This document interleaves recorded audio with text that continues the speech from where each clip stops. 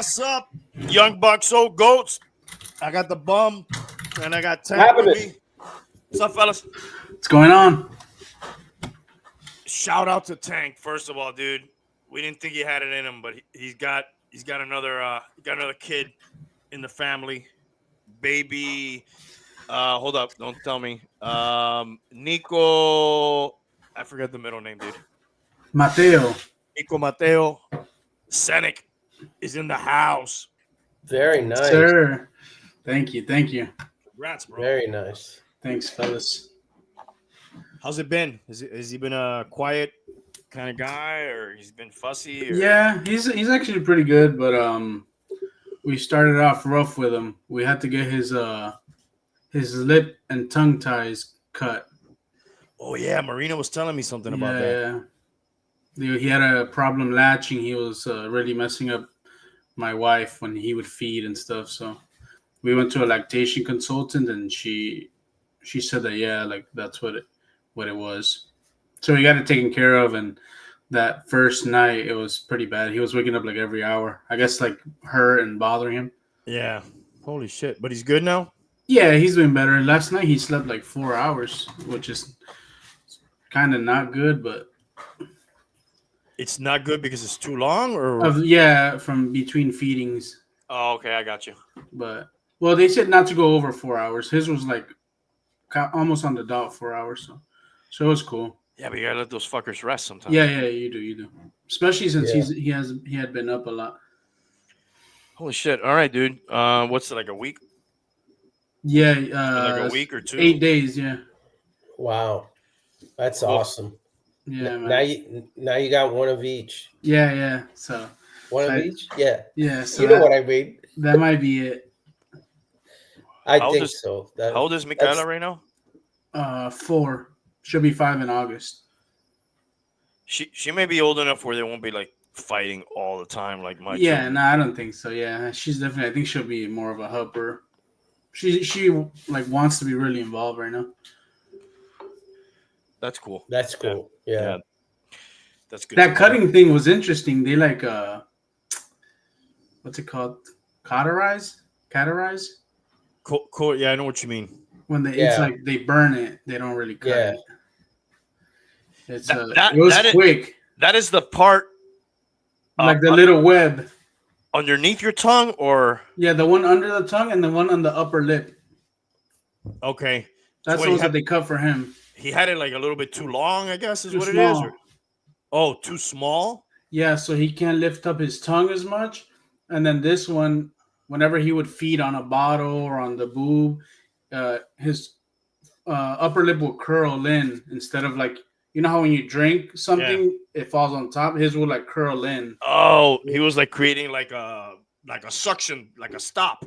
Yeah, actually, what they would say, is that he was probably doing that to like make up for the tongue tie. He was using like a lot of like muscles to like compensate that he wasn't able to use the tongue to suck. So that was crazy. But it was like super quick. It was probably like 15 seconds that they did that. And they figured that out like really easily. Yeah. We had to go quick because by like day 2, she was like bleeding and shit. So we had to go quick, and then we called to make an appointment, and they happened to have one the next day available. So we just took it and we did it. And he's feeding much better now. Like it's completely changed. Holy shit. Wow. Yeah, it was crazy. I had never. I don't know anybody else who's done that. I had not heard of that. Yeah. No, I don't think so. I know that there are numerous things that can happen relating to, doing the boob, right? Yeah. The natural stuff. There's all kinds of stuff. I hadn't heard that one. Like all my kids were natural. He said doing the boob. All my kids did the boob. Yeah. There's that lady. She does a lot. She says she helps with like do the boob every once in a while. Not enough of the milk, too much flow. She can help out with latch. Right. See, those are the kind of things that certainly I remember. Like, just kind of flowing out. just Yeah. at all times, and leakage and all that. Yeah. Well, Yeah. then That's then you crazy. have moms that don't get enough, dude. They can't Yes, produce enough for whatever reason. Yeah. there's some that are questionable. Like, I won't name any names, but I know some women that quickly said that, and it was just because they didn't want to do it. I think Based And on the it's friends based on the evidence. friends that we know, like they were like, yeah, no, I don't have any. Yeah, I'm done. yeah. Which it's weird, because well, we're going on a tangent now. But Yeah, it's yeah, like we are. We're getting Young into Buck's boobs. old boobs. it's like it's supposed to be like much better. Healthier, Yeah. better. Yeah, there's a breastfeed. ton of things about. For example, Yeah. like if like your wife is or the mom is sick, she like can give the antibodies to the babies through that. Yes. It's like a really good Yeah. thing. Yeah. It's like bonding. Well, listen, bro. Animals, everybody does it. That's the way. You don't see no animal Yeah. getting no fucking bottle, dude. No formula. Yeah, they're everybody. I did buy formula actually because we were having problems, dude. That shit is fucking expensive, dude. Yeah, dude. It was $50. I don't know what's 24 ounces. $50. And there's some wise tales there too. Like, I remember actually Goat, your grandfather, telling your sister, like, I think he bought her like Mata with milk or something, that if you drink that, like, you'll produce more milk. And I mean, there's like a lot of stories behind how to produce more milk and stuff. It's a whole thing. Oh yeah, dude. In Cuba, they'll just come up with anything. Yeah, if you stand on your hands and they tickle your belly, or some shit, you'll fucking, they'll make up anything, dude. I don't know how much. We should Google that shit to see if it's fucking true, but I never heard that one. I think it was Mata with milk. I think. Leche I don't know. condensada or algo. Yes, that's what it was. I think leche condensada with Mata or something like that. It was like a bomb. It definitely. That sounds delicious. Yeah, they drink that. I've know people It was who drink that high normally. protein for sure, and sugar. Yeah. Dude, I remember getting that lata de leche condensada and like. It's the best, dude. Dude, you ever go to Hops? Anybody ever been to Hops? Hops, No. I think so. That It's sounds a like a brewery, right? Yeah, it's like a brewery, but you could eat like a steak there and shit. Yeah, And yeah. they used to bring you to the table these little breads, and then they would put on top of them a little bit of condensed milk, like hot, and that shit That I don't remember. That was delicious, dude. I don't know if I could do sweet with drinking. If you could do sweet with drinking? Yeah, like I don't know. When I drink, I don't really like to eat sweet things. No, I can't either. I'll do a Bailey's every once in a while just for shits and giggles. Oh well, yeah. If you're drinking something like that, like a White Russian or something, I even had to move away from, like, anything with Coca-Cola. That is. Hey, yeah, damn it. The other Coke's still okay, but Coca-Cola, fuck that. Yeah, like Coca-Cola. I had to, I had to stop that because it was just too sweet and it fucked me up. After I've been heavy on the rum and Coke lately. Cuba Libre. Yeah, that's what I used to drink always when I first started to drink. Yeah, I got into it now. Fucking what did $18 for a fucking a fifth of rum, What did Alberto used to call that drink? A Coke and rum? Yeah, Coke and rum. Mm-hmm. Let me get a Coke and rum, please. I had somebody else that asked me for a Coke on the rocks here one day, and they thought that meant that they would get rum with it. Yeah.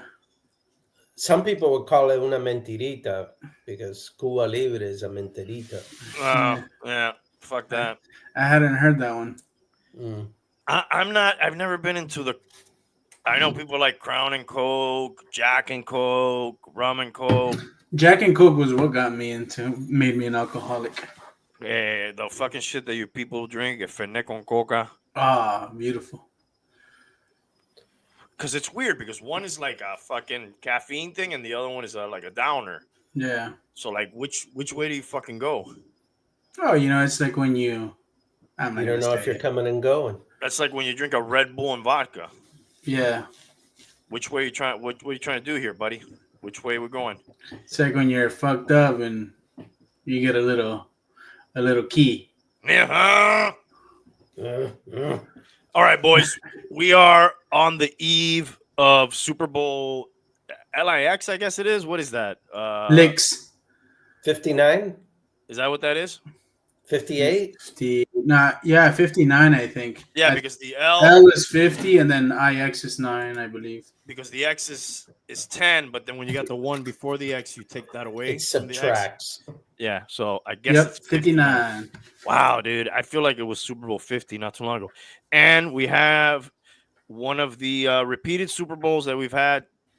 The last 5 years, we've had only 3 different matchups. This one has been repeated, and of course, we had the Niner one repeated, and then we had the one different one, which was who was the one different one that was not Niners? Burrow and Stafford, whatever Okay. teams those are.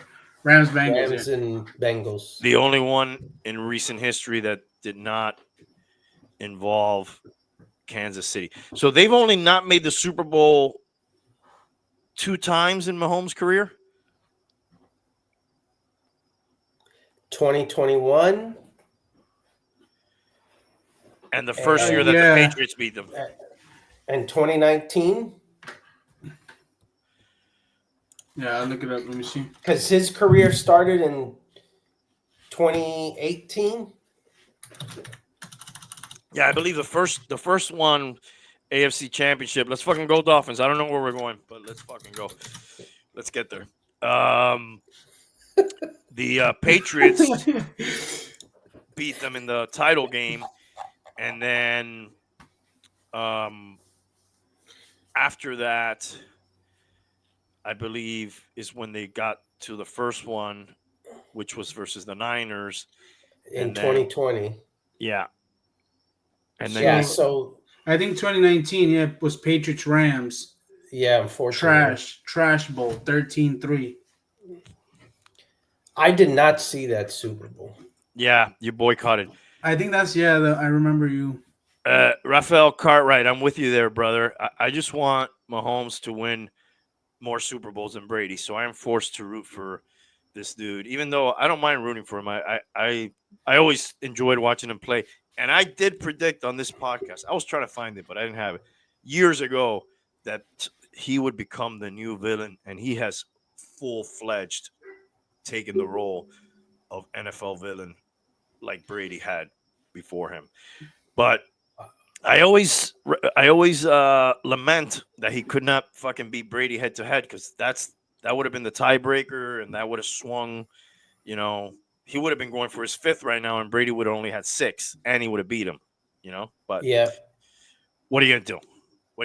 He still has time. He's way younger. He's off to a better start. What do you guys think about this game? What's the point spread on this game? A couple points or something like that? Yeah, it should be 3. I thought it was less than 2. I thought it opened at 1.5. Yeah, that's what I thought. 1.5. Yeah, but I haven't been following. I don't know. Oh, hold on. You guys want me to check the Hard Rock?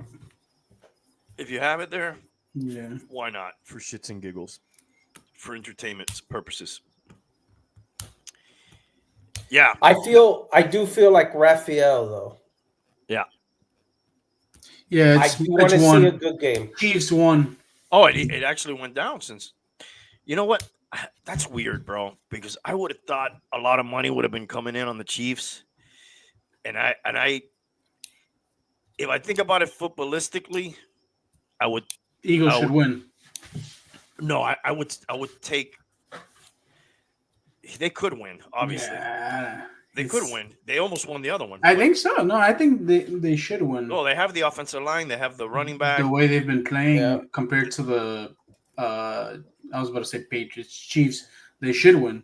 If they get a 4th and 1, they're gonna fucking convert it. Mm-hmm. Yeah. I think what happens is when you have a close matchup like that, you always look at the quarterback, and the difference is, Mahomes to Hurts is. Who would you rather see with 45 seconds on the clock at the 25 or 30-yard line with the game on the line? Mahomes. all day. So that's what I'm thinking. But then I'm also Yeah. thinking I don't trust any of these fucking. I don't trust this league. I don't trust all this gambling. What a fucking coup if the fucking Eagles win. I would have thought most people were betting on the fucking Chiefs, but especially the way the refs have been treating them, right? Would you say they're getting Yeah. some favoritism, or is that bullshit? It feels Yeah, that way. it seems like, yeah. I bet on the Chiefs monetarily. It could very well. I don't know, dude. This game is very. They're gonna gamble. I have it here. Let's see. Where is this shit? $1.4 billion, billion with a B, is expected to be gambled on this game. Well, the Chiefs have a fucking amazing defense, dude. Like amazing. That's kept them in a lot of games. The difference has been their defense. I the heard some Chiefs' shit where they defense. haven't given up 28 points since when they played the Eagles in the Super Bowl. Wow. I don't know if that's entirely accurate, but I heard that somewhere. I think they gave up 20 something against the Bills, no? 24 maybe? Yeah, but like 28, they haven't given up, and that's going on 2 years now. Right? That's 2 years ago? I'll tell you right now. Yeah. So they played all At last least. season Yeah. and all this season. 2023. That's incredible, dude. And you got Mahomes. I understand they don't have the best weapons right now and all that, But that's very reminiscent of those Brady teams, man. Like, man, that guy didn't always have like the greatest weapons. he had great defenses. Always Yes. had I don't know if there And were ever historic great- defenses, but And great referee calls. oh my God. Clearly NFL looking out for KC. 2-minute warning and no flag. Yeah, dude, I've the spots and here, if I'm being honest, because I don't hate this team, so I can't, if it was Brady, I'd be pointing out more of these things that are Yes. questionable. There's questionable calls in every game. There's always like 50-50 judgment calls. It just seems like they get every single one of those, dude. Yes. There's like anything gray. Okay, we're going to defer to, this will benefit the Chiefs. And it always felt to me like it did with the Patriots that every game that I was watching, they were always home. Every important game. Yes. Now, before Brady, if we're just going villains, who was the villain before Brady? So the 90s villain. It was probably those Cowboy teams, right? Yeah. Or Did some of the San Francisco, I guess, would fall into there. Yeah, more 80s too. So they were kind of Yeah. like still, they kind of overlapped a little bit with Young, still continuing a lot of the same shit. Yeah. We could go down that line. Cowboys, Niners. But do you remember that level of sort of favoritism on calls for those teams during those eras?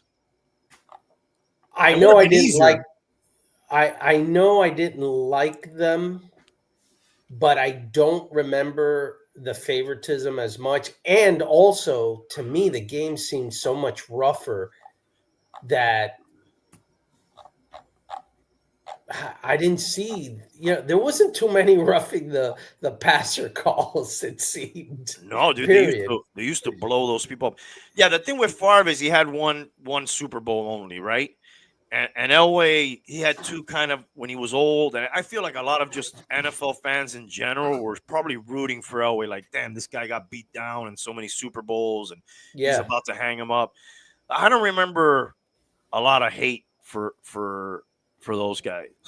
Favre definitely got more later in life. What about Aaron Hernandez? He was a villain. Yeah, real life fucking villain. That whole team Yeah. was fucking villains, dude. Those people were all fucking. Boy, they cut ties with that fucker fast, though, dude. Yeah, yeah. They fucking. I remember they did like a trade in your Aaron Hernandez jersey the next day at the stadium and shit. Yeah, but only really after, they found out that there was absolutely no way that he could get out of that. Yeah, because they knew that this guy was fucking off his They rocker. knew he was fucked up, and they were making calls like, "Are you sure he's not gonna get out? Is there no way? Oh no, he definitely killed him. Okay, all right, we'll cut him." Yeah. All right, you could trade in your jerseys. Yes, Rafael, Ray Caruth was a piece of shit, for sure. But I'm talking more in the terms of like the guy who year after year, is always winning and seems to be like getting favoritism, and everybody's like, like Mahomes is right now, like Brady was. I think Aikman and most of those main guys, Irvin and Smith, Montana. I don't think Steve Young got as much of it because it was kind of hard for him to get over. It took him a while to get over the hump, to finally win one on his own. How many did he win? He just won the one, as far as I know. Against San Diego. Yes, it was a blowout. Yes, actually, it was here, I think. Yeah, I think that was Stan. Was that Stan Humphries? Probably. Marion, was it Marion Butts? Marion, or Natron Means Business. Maybe. So, definitely. What about this guy? Stan Humphries. That guy was badass. Yeah, he can barely walk now. Yeah, that's unfortunate. Yeah, but he was tough as shit. Was he a villain? No. Nah, he was just a tough motherfucker. Yeah. To me, like, the villains are Mahomes, Brady, Aikman, Montana. I'm guessing if you go to the 70s, maybe Bradshaw. Bradshaw, yeah. Definitely. And then who else?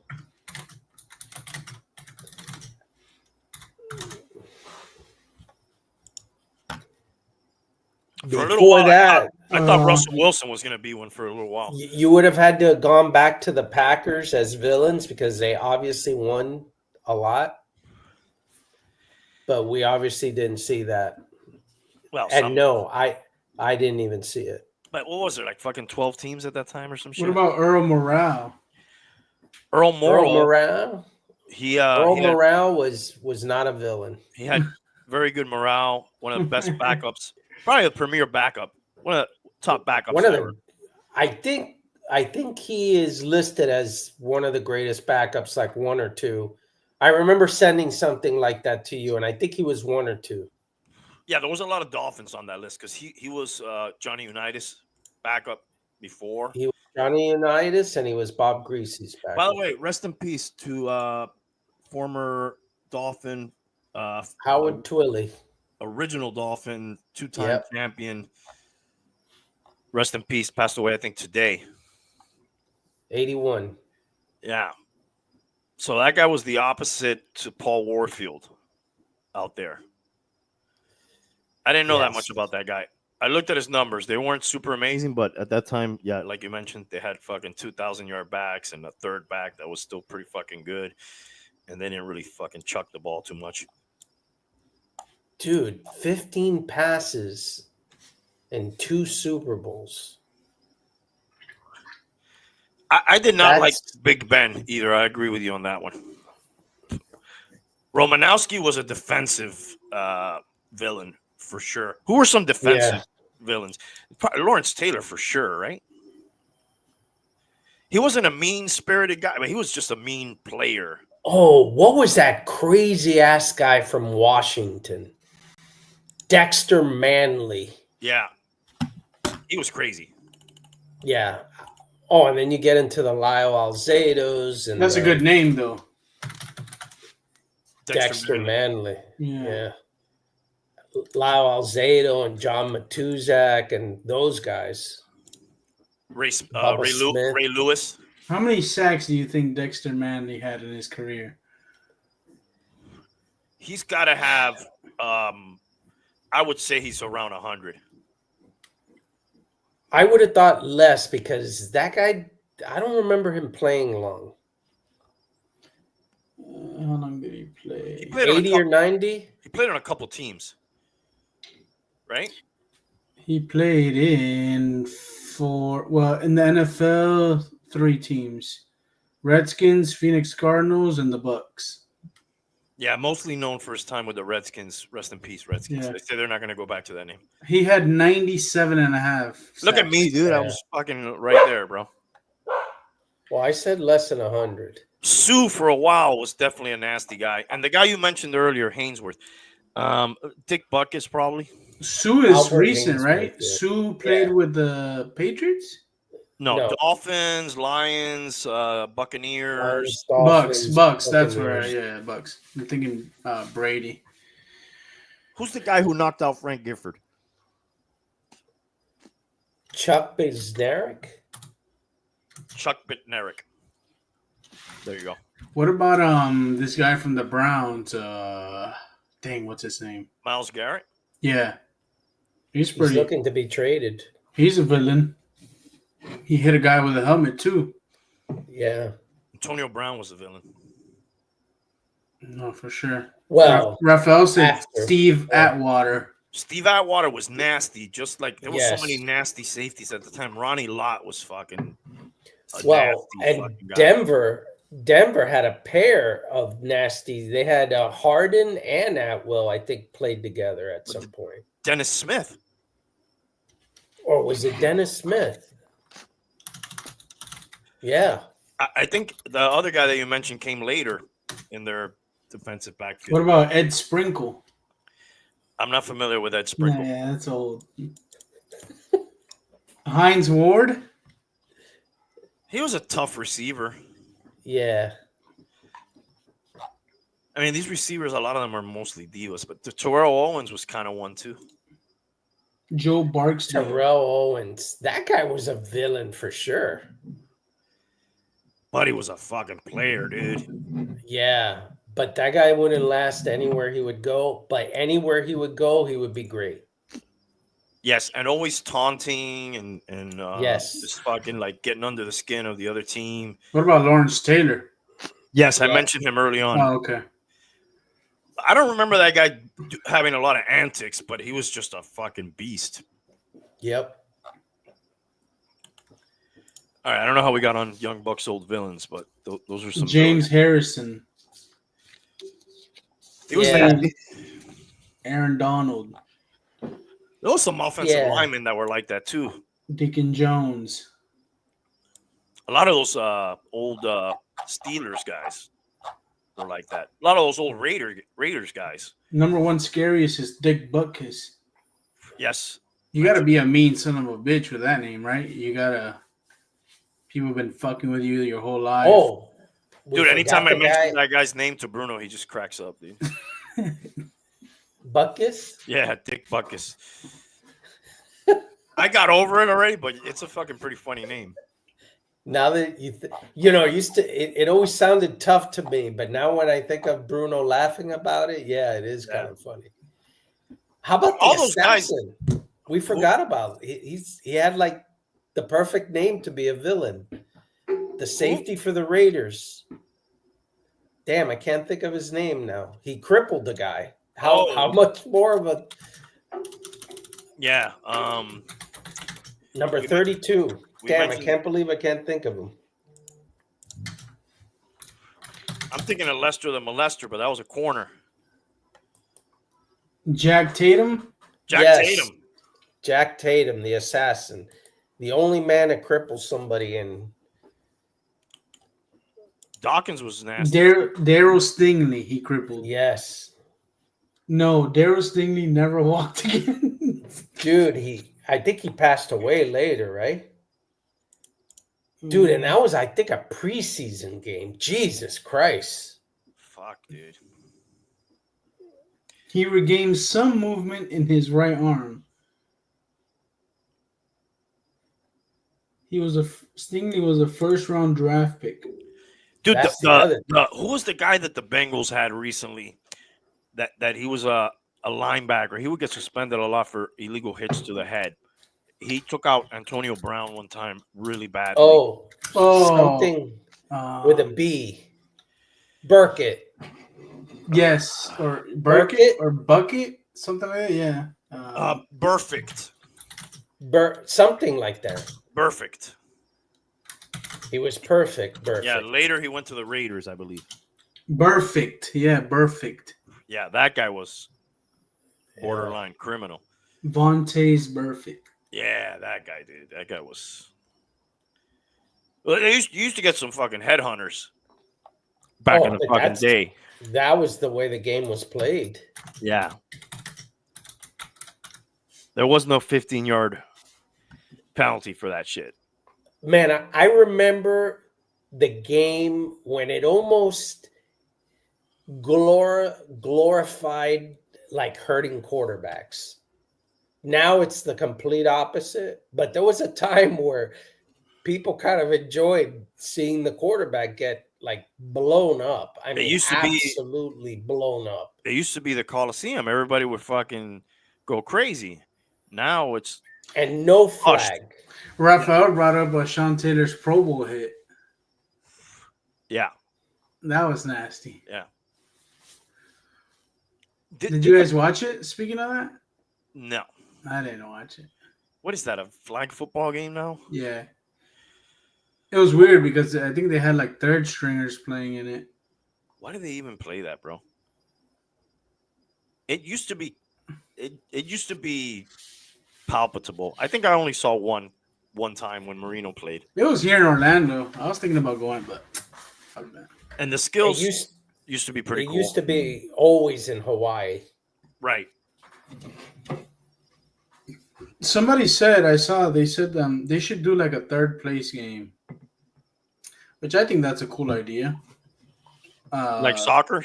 Yeah, like getting the losers from the AFC and the NFC to play.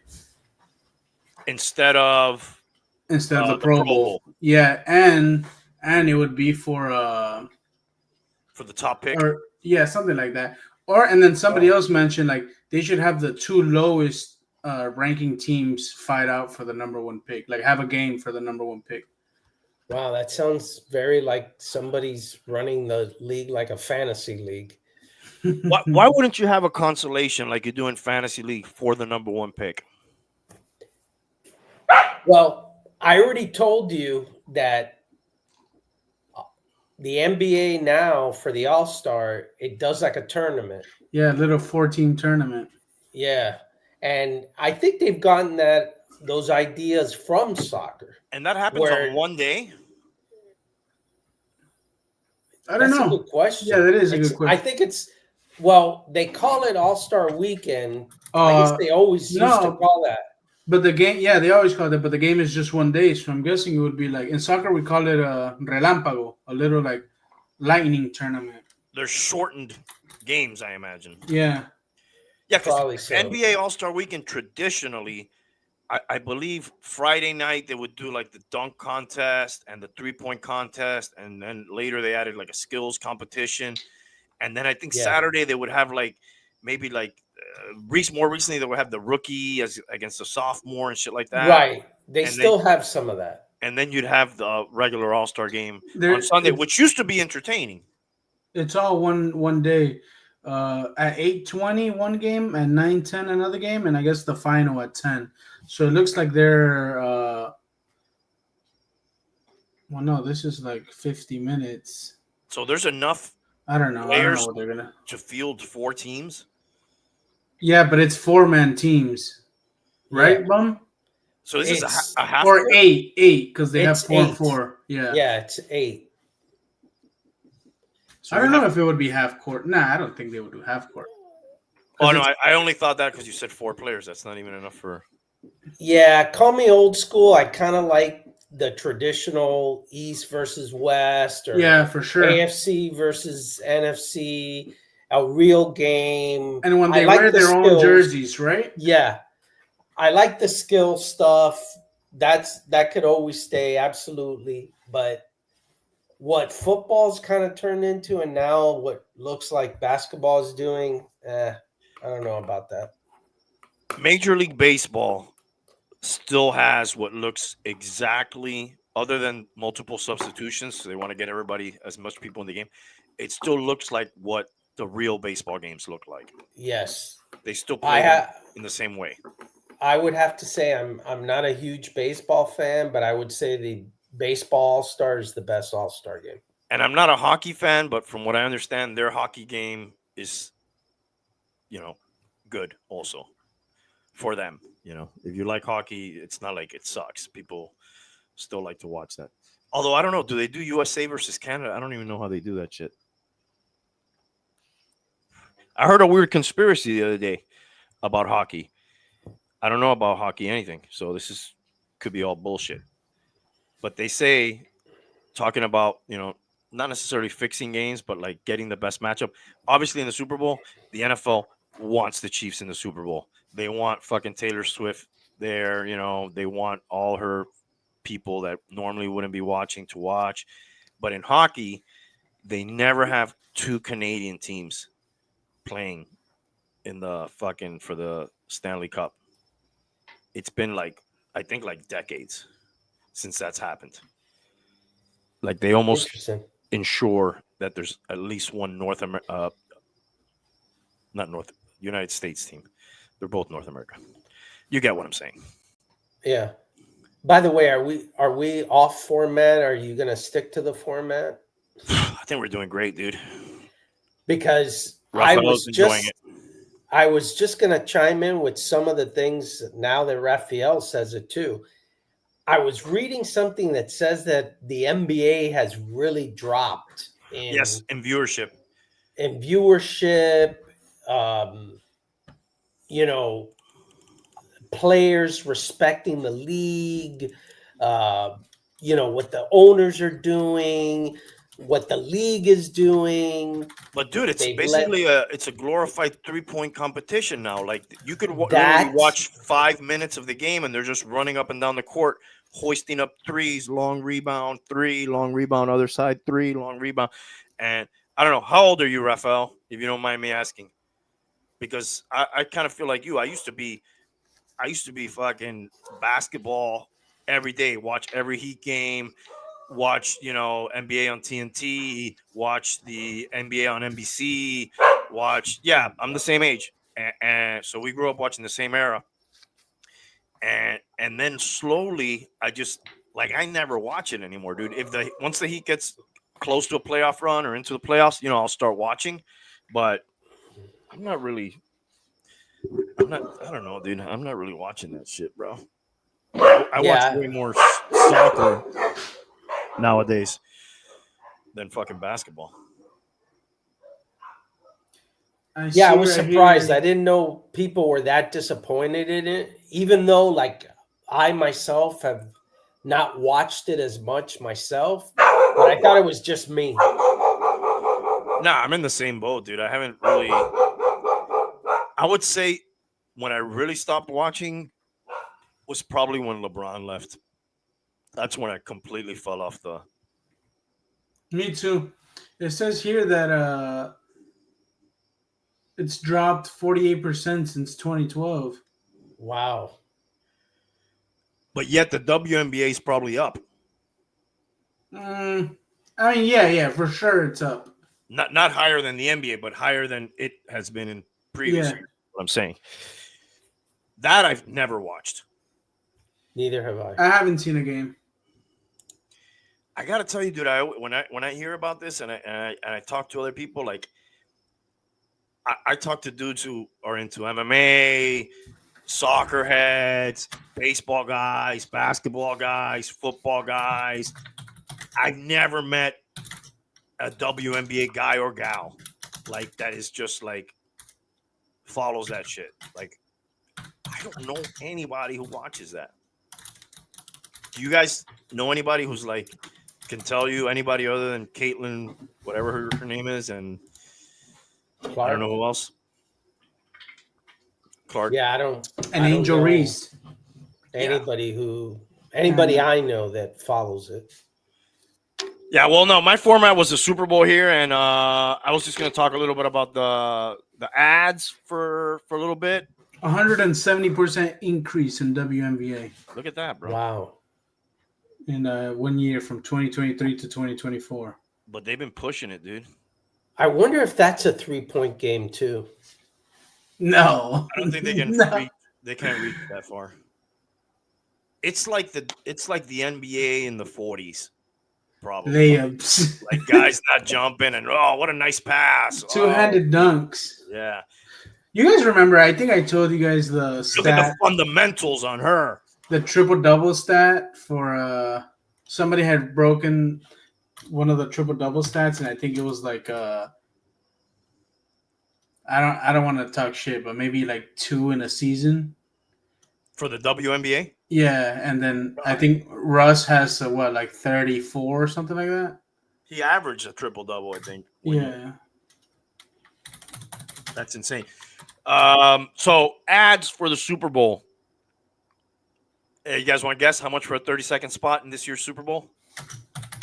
$3 million. Oh, that was probably like 5 years ago. Wow. $8 million for a 30-second spot. That's just what you're paying for the airtime.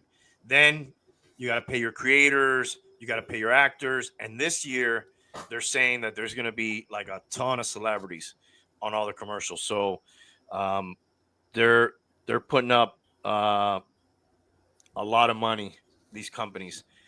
Uber Eats is going to have McConaughey with Kevin Bacon. Who's Greta Gerwig? Isn't that is that Greta like a Gerwig. chef? I'm not sure. Is that a chef? No, she's an actress screenwriter. Oh, okay. Look at this guy's comment. This is my kind of guy here.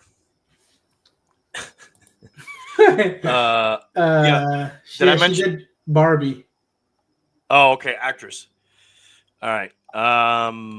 Then you got Martha Stewart, Stella Artois doing Matt Damon and David Beckham, playing like long lost brothers. You got what's this dude's name? I can't fucking read my my notes here. William Dafoe, fucking Billy Crystal, Meg Ryan. They're doing like a When Harry Met Sally I actually saw that. Yeah. kind of fucking thing. And they said that these actors are making between $3 and $5 million paydays to act in these commercials. Like that's better than a movie. The real cost of a commercial is probably like $50 million. Yeah, they're saying, you know, depending on how big you go on you might go over 30 seconds, and if depending on what kind of star power Production. you have, yeah, you can Plus paying everybody and everything. They were saying they average like $20 million, something like that. Wow. Hey, before we keep going, yeah. So there's been 42 triple doubles in the WNBA history. Russ holds the record with 42 triple doubles in a season. That's crazy. Yeah, that's it. Where's that guy at now?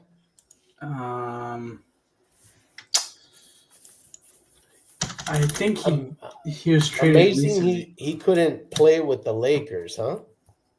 He's in the Nuggets with Jokic. Mm. We had a few big trades in the NBA. Yes, very big trades. All right, we'll shift to the NBA in just a minute. Let me wrap up this Super Bowl shit. Fucking Tom Brady. We're gonna fucking have him in the Super Bowl again. Ugh. He's gonna be announcing. Yeah, he might get a ring. No, I expect he's gonna lose another Super Bowl here because he's terrible, dude. They really screwed Greg Olson. But do you think anybody's like he's bringing extra people in, or like people are like, oh great, we got Tom Brady on the broadcast? Yeah, he's the GOAT, dude. Jesus, dude. Like not that I'm saying he is, but like technically he's like the GOAT of the sport, right? So no, sorry. Tua. So everybody would. I mean, every sport pretty much does that. Yeah, I don't know, dude, but you got to be good at that job because you're part of the entertainment. You know, he's just. I don't think he's very good at that job, man. Like, At least not now. Watch him end up being the best. I mean, he's certainly a dedicated guy, and I'm sure he's going to improve. But I don't. And they're sure as hell going to give him all the chances in the world since they paid him like $300 million. Yeah, they have no choice. I just don't think like he. Every time I hear him, he fucking like is just stating the obvious, dude. That's like I watch motocross, and they have the motocross goat. He's an announcer now, and he always says something very stupidly obvious. Who is the motocross goat? Ricky Carmichael. Should have been a fucking race car driver, dude, He did. He tried after. He was no good. with that name. Yeah. So he's not very good. At the no, he just states like obvious shit. I guess it's exactly what you're saying about Brady. He'll say like, "Oh, that turn looks very slick," and like you can see that. In baseball, Oh yeah, there's certain I sent you positions. one the other day. Sorry, go. I sent you one the other day where Tom said something like, "Oh wow, that must hurt." Something stupid like that. What I was going to say is I don't know the position in the NFL for players to be a good color analyst. In baseball, it's usually like a backup catcher because he's always on the bench. He's kind of like another coach. He does get into the game sometimes, so he knows about pitches and defensive alignment. The guy he's always talking to all the players. So he's like he's very knowledgeable through all facets of the game. I don't know if a backup quarterback or I guess a lot of those guys are quarterbacks. So Yes. Yeah. But that guy, dude, I can't. By the way, the NFL end racism in the end zones. That's going to end. Now they're switching that. They're not going to have that anymore. It's going to say, I think it's going to say choose love or something like that.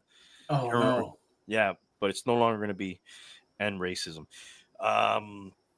Do we have any dolphin news? The only thing I've seen is the guys they've been fucking talking to about possibly drafting, or I heard they were talking to Marcus Mariota. Oh my God. Teron Armstead says Tyreek Hill has mending to do with teammates. Yeah, Teron Armstrong has just mending to do to his body. Is Yes. what he has to do.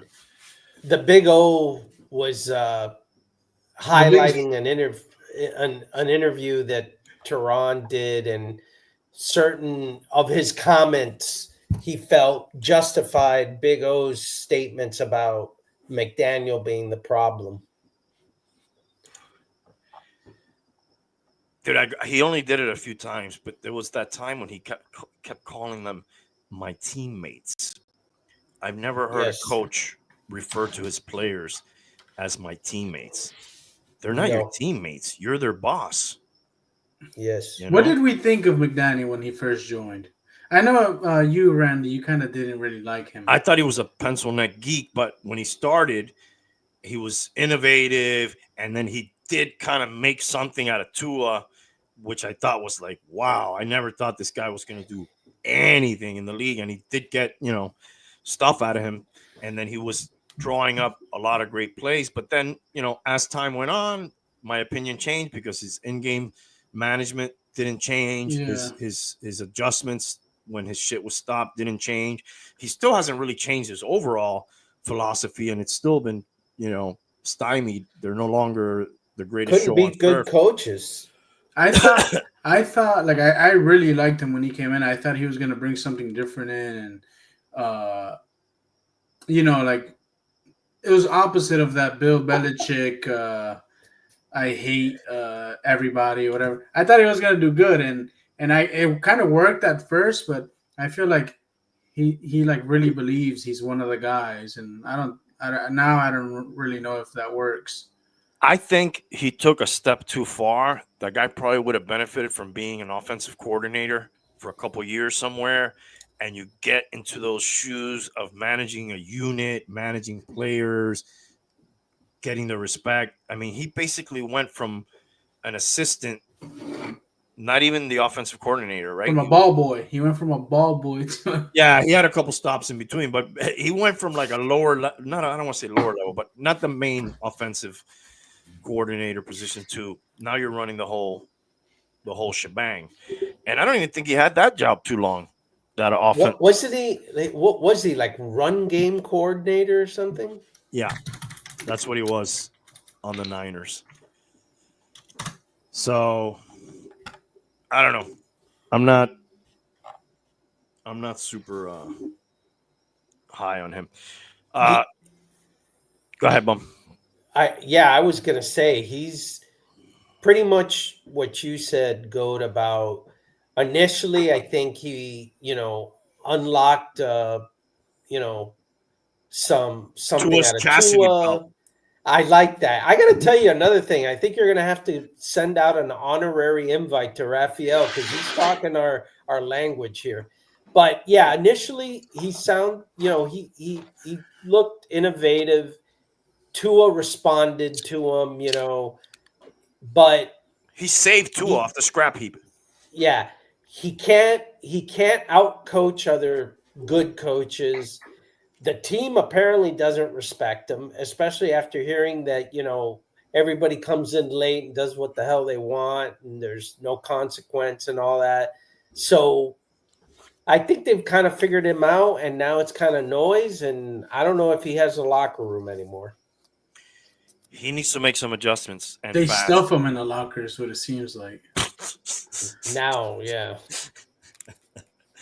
I don't know. I don't think he's it anymore. I really liked him, and I really hoped he would bring something different, but it worked. But it's not. Yeah, it did. He did bring something different, and it worked. But it just seems to have been figured out by everybody and else. It stayed. It plateaued. It got good, and then it stayed the same. So you can't just be innovative one time in the NFL. They're going to figure that out. They're going to stop it. You got to reinvent it, re-innovate, and then you always got to be evolving with the league. And I haven't seen that evolution in his play calling, in his game preparation, and the management for sure, like you said. Yeah. If he's just like a deer in the headlights in the middle of a game if things are not going right. And the other thing is he gets focused on this one thing. Like, I don't remember what game it was, but it was a game where he just kept trying to run the fucking ball, dude, and it wasn't working. Yeah, and it wasn't working, and it wasn't working, and he just kept going for it. Another game, he'll be fixated on bubble screens, and in another game, he'll be fixated on throwing fades in the corner to a 5'5" receiver. And then he gets stuck. His clutch gets stuck in that gear sometimes, and it's like, what are you doing, bro? And the team, with as many pre-snap penalties as they get, is clearly a sign of lack of preparation and discipline. And another thing, late play calling, like this man is saying. And another thing, has he ever won a challenge? Terrible on the challenges. I don't think he's won any. He's got one of the worst percentages, that's for sure. He may have won a token one here or there, but very bad on the challenge.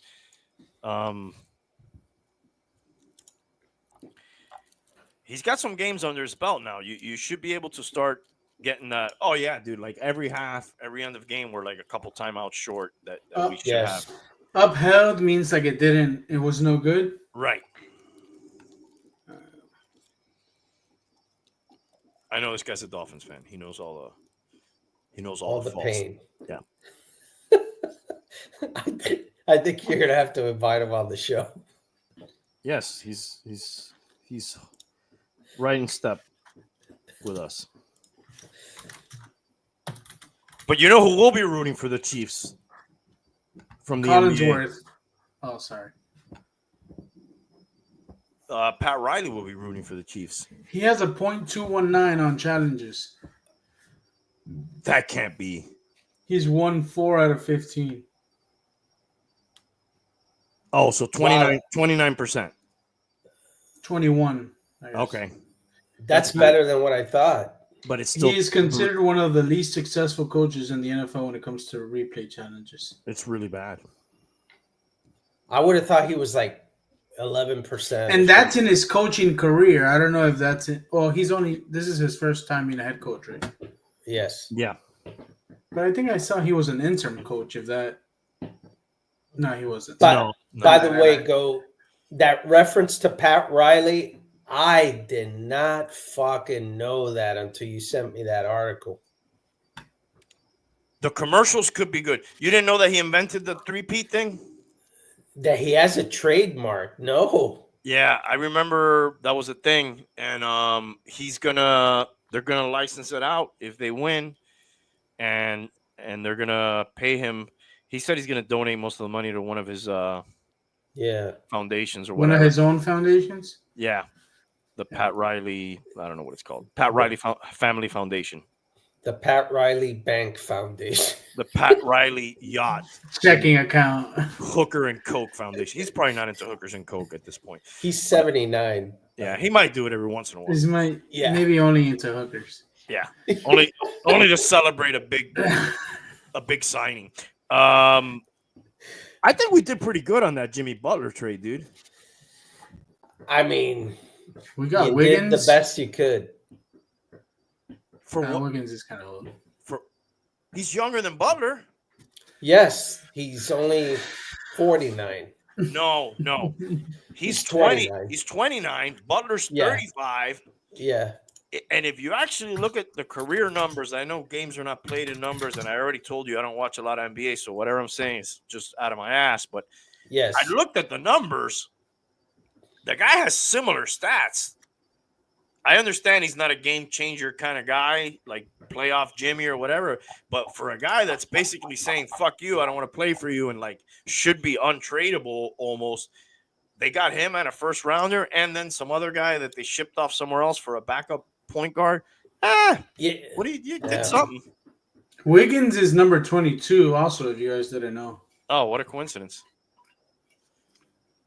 Wiggins was a first round pick. Yeah, for the Wolves. Which Jimmy Butler was also a Wolf. Which they had problems there also. Should have Lamar Jackson and Jimmy Butler. I don't know what that means. Maybe that the Dolphins should have Lamar Jackson and the Heat. And we should have kept Jimmy Butler. Yeah, we weren't going to be able to keep Jimmy, but we could have had Lamar Jackson. That's for sure. And then the other trade. He was first overall, bum. Oh, wow. Yeah. The other trade caught everybody by surprise. The other big trade. Luka? Yeah. That one was really a surprise. That's how trades used to happen in the fucking old days, where you wouldn't fucking know about it until it fucking happened. In the pre-social media days, you would just boom, this trade happened. It was kind of like that. You know, I was trying to figure out why they traded Luka, and then I saw a picture of him that I hadn't seen, and he looked like a fat bum. Yeah, dude, but he did like an old drunk guy. But I always looked at him and the guy from the Nuggets, and I'm like, how the fuck are these two of the best basketball players in the world? But they're fucking ballers, bro. No, I know. Yeah. He took them to the finals last year. I heard that he was going to be coming up for a supermax contract. Yeah. And I guess they wanted to get out of that. And they got rid of him. They got one of the guys that is the most injury prone. Anthony Davis, man. Mr. Jesus, Glass. Yeah, man. Big time. He's like the Tua of the NBA, but he's better. Well, no, the guy's tougher. Just because he's bigger. But just because he's bigger, but I mean, he won a championship. I think Tua's tougher than him, bro. He's just fragile. I don't know about that. Tua still thinks he can run for the first down. This guy's like, fuck that. I'm not gonna They go to penalty kicks. fucking bang in there in the low post. So I don't know. Is that gonna like change either one of those teams' trajectory other than financially? I think Lakers defense is gonna struggle.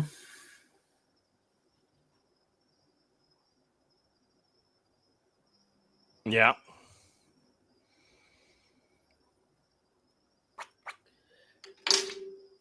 I read an article that supposedly talked about the meeting that blew up the relationship between Riley and Butler, and supposedly like it was really like super emotional from Riley. Like, I guess Jimmy Butler's father passed away last year. When he met him, he was invoking like things about his father, and Riley cried, and it was just all over the place. Well, Butler said it was unhinged and disturbing. And I don't know if it's true or not, but they kind of laid out what supposedly happened there, and it sounded like we mishandled him. Definitely. So they're having a meeting and Riley's crying about Jimmy Butler's dad? No. He made mention to Jimmy Butler's father passing. Michael Jordan died? And then made references to other things, and then Riley became very emotional and started to cry, talking about his own father passing. It was just like this complete emotional diarrhea event. He seemed to have that problem with LeBron James too. It sounded like another kind of fuck up where he didn't know how to deal with that high of that caliber of player, Right. Because the Heat culture is all about, it's kind of like the Patriot do your job fucking thing. You're like, be tough, shut the fuck up, play defense, do what I say. We're going to win. No one's better than the team, Right. Everybody's got to run fucking suicides here, whatever the fuck it is. It has worked overall. Hey, dude, I shout out to the guy. But he left on bad terms, but he got us to 2 fucking finals. The only 2 we've been to since that Big 3 era. Almost some not very good teams, I think. Yeah, I don't want to say single-handedly, but almost.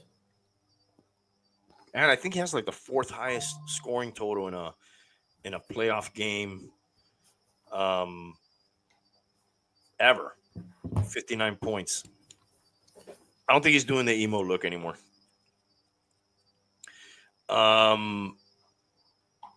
Yeah, I think that's all I had for the NBA.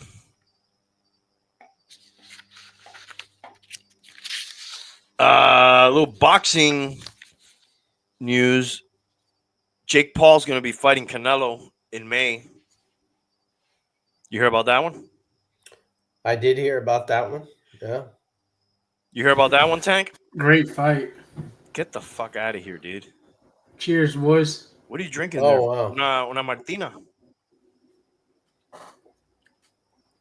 Oh, is that the dark? Is that a dark brew? Nah, it's regular. What's up with the different looking bottle? I don't know. So it's the same exact Corona beer. Just a different label? I don't have anything to pour it in, so you guys can see. No, I believe you. Nah, I mean, I'm pretty sure it is. I haven't poured it out in a while, but I think it's the same. Dude, Jake Paul, Canelo, and then, lately Canelo just does 2 fights, the Cinco de Mayo, and then he does one in November. And then in November, I was like, whatever, I'll take the Jake Paul fight if we're going to get the real fight that a lot of people want, which was Terrence Bud Crawford versus Canelo. That was going to be in November, but they just scrapped that one in the last couple of days. So I don't know who he's fighting in November, but I guess he's just going to get the big fucking payday. But Dude, I hope people are not fucking paying for that shit, dude. That's not boxing, dude. What do you mean paying? Like Paying to watch that. we have to. No, you don't. You could not watch it. I'm watching that shit. Or you could Captain Jack Sparrow it. If Canelo loses, we have to like not watch fucking boxing for the rest of our Bro, lives. that will never happen, bro. Yes, it can. No, it can't, dude. You don't think Canelo will take money? No. Okay. If it's in Vegas, be careful. Bro, do you think that guy needs money, dude? No, I don't think so. But would he take it? No, because they're already going to pay him a ludicrous amount of money. He's not going to So tarnish okay, his- why is he fighting Jake Paul then? If he because doesn't he's need getting money? a big payday. But he doesn't need money. He doesn't need money that would tarnish his career and Okay. image that Gotcha. bad. I got you. And it's not like, you can't that amount of money, dude. I mean, who knows how much they're offering him? Yeah, but dude, how would they have to place those bets? Like they would have to place those bets across all the fucking universe to make up the amount of money that they want to make, plus the amount of money that they want to pay him, that would make it worth his while to throw that. And the fight. money that they got to pay out for the. I mean, people are already talking shit that Jake Paul there was a fix in with Mike Tyson, who's an old bum. Imagine if fucking Canelo lost to Jake Paul. No fucking way, dude. The problem child. I would never watch. I don't want Yeah, to. no, really. If he loses, dude, I'll never watch any boxing ever again. Yeah, Canelo doesn't even need belts. The sanctioning bodies let him basically do whatever the fuck he wants. At this point, he doesn't have to defend or even.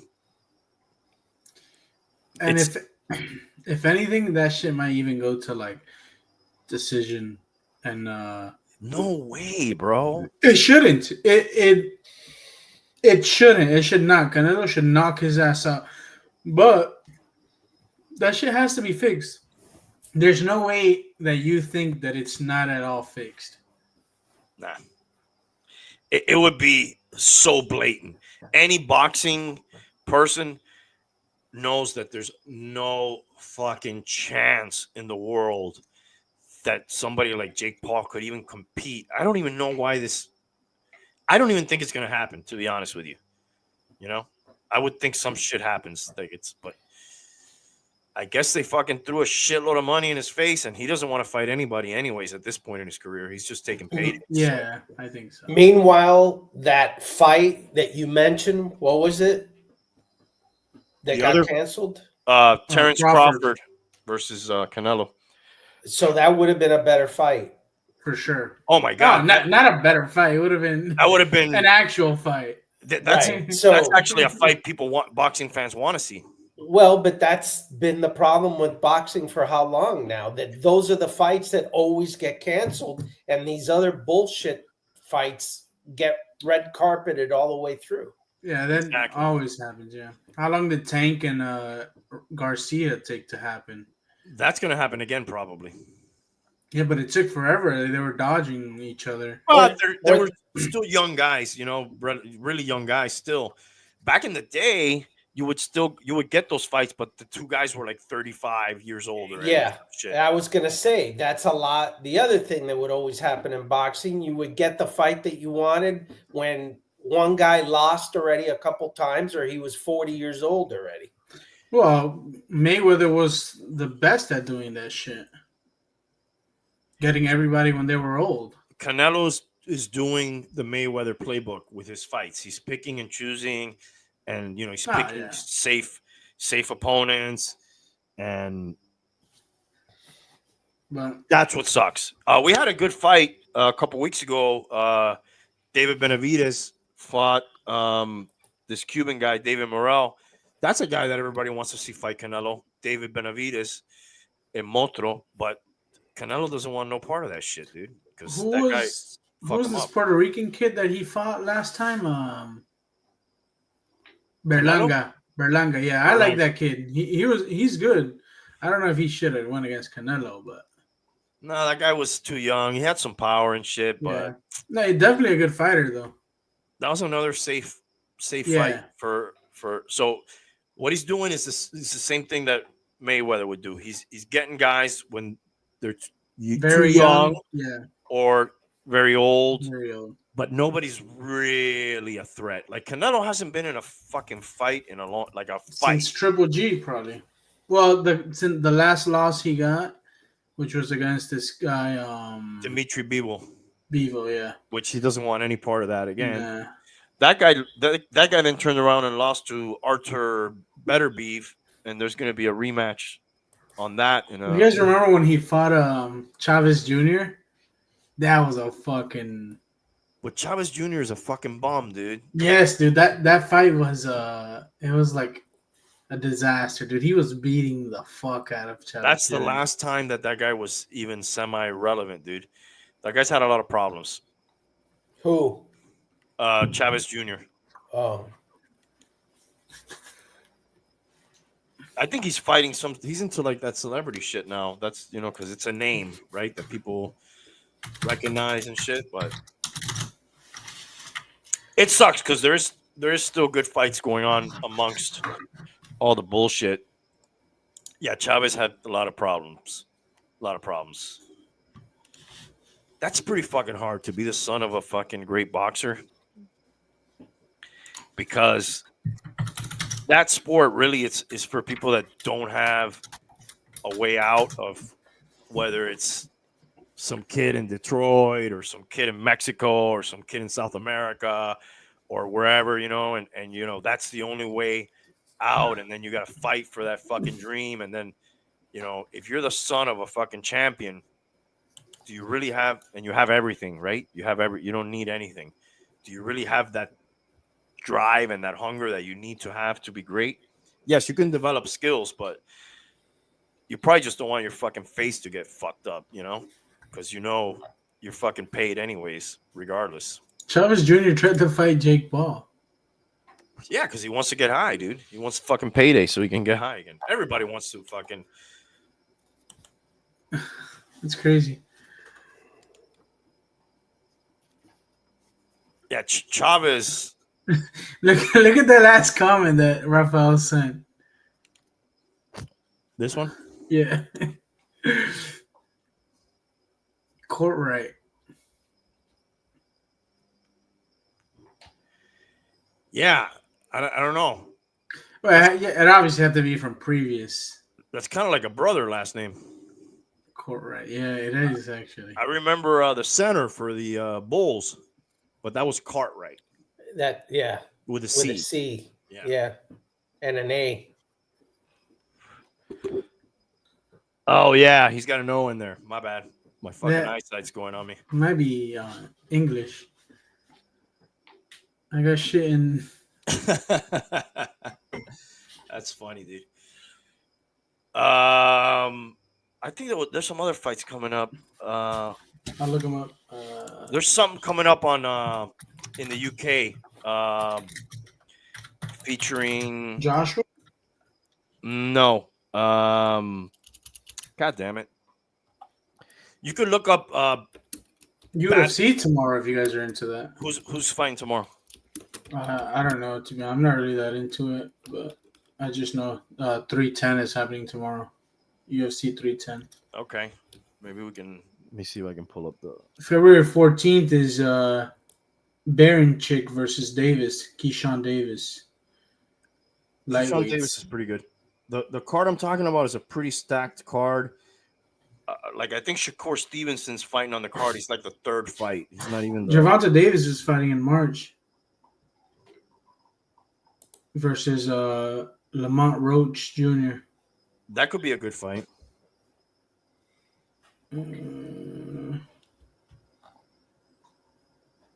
Oh, here I see one in England. That's it. It's heavyweight is Chisora and Wallen. Then light heavyweights Parker Diallo.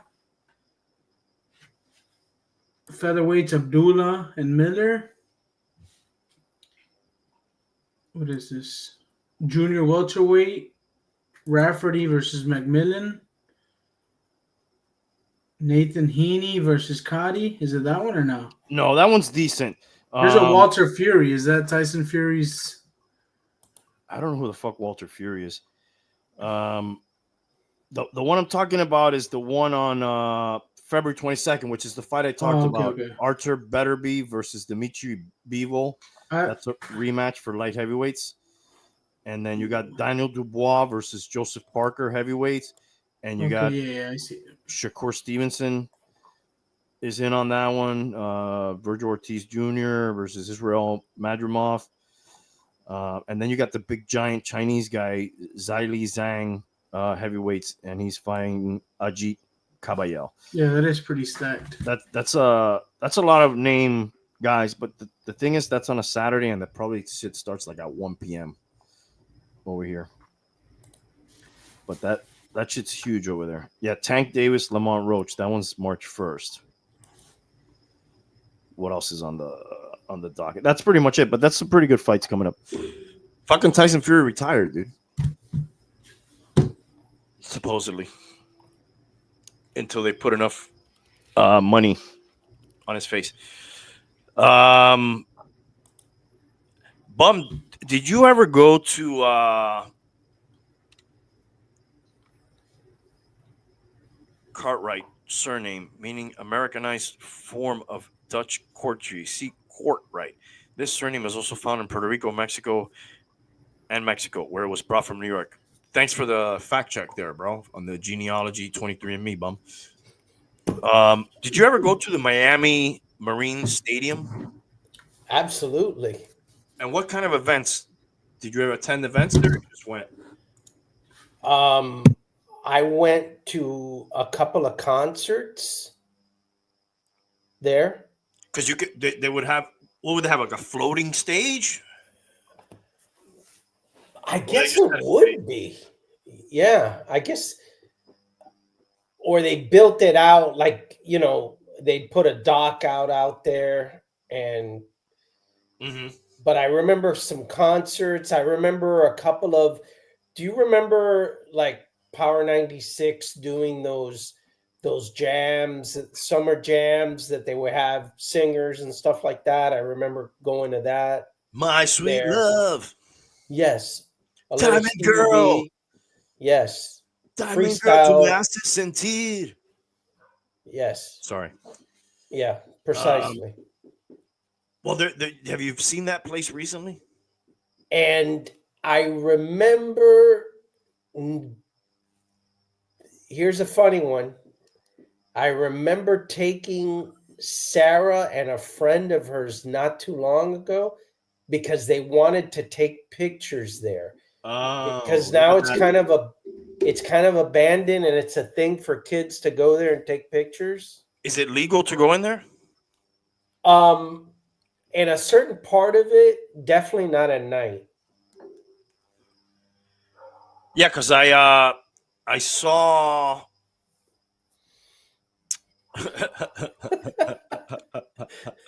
Oh man, I saw that they had like condemned that place at one time because it was like after Hurricane Andrew. They said, and it's so you went there. You went there not too long ago. Yes, not too long ago. It's like a dump, right? Basically. Yes.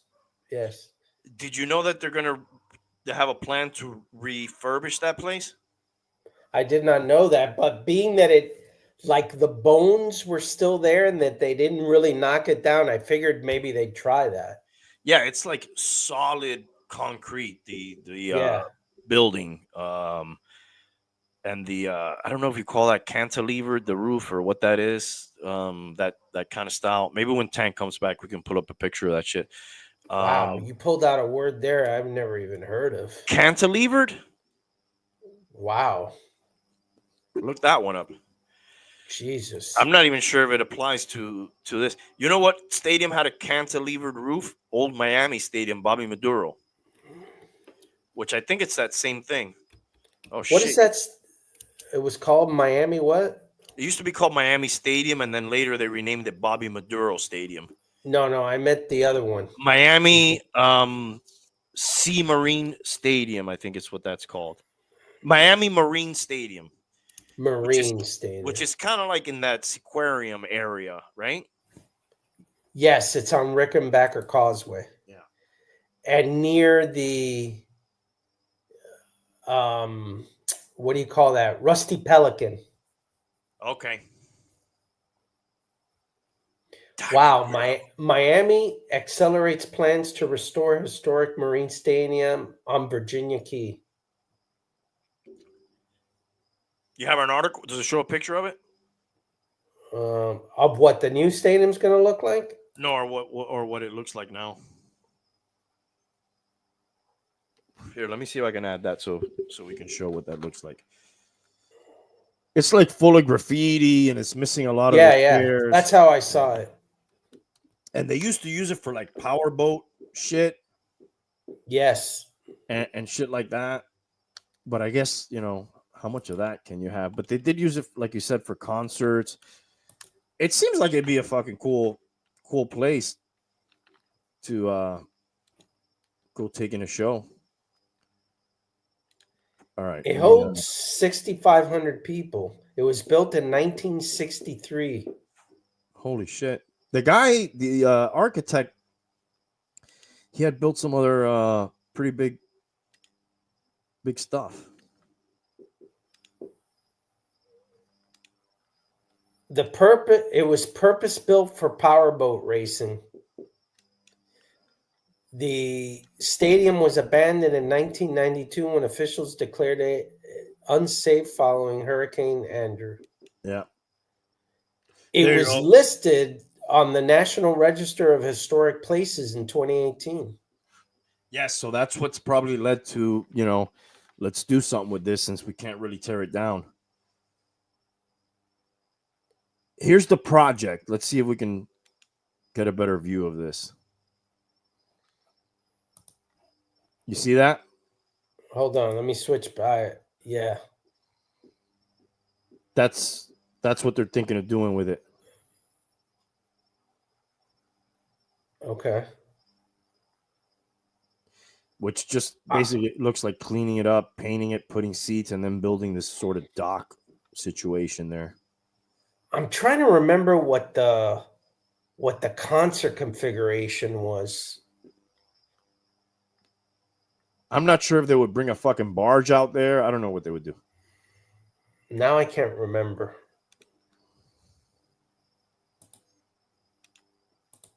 Let's see. If I go far enough, I'll probably find it. Because in the wiki page, there is a picture of a concert there, but it's freaking black and white.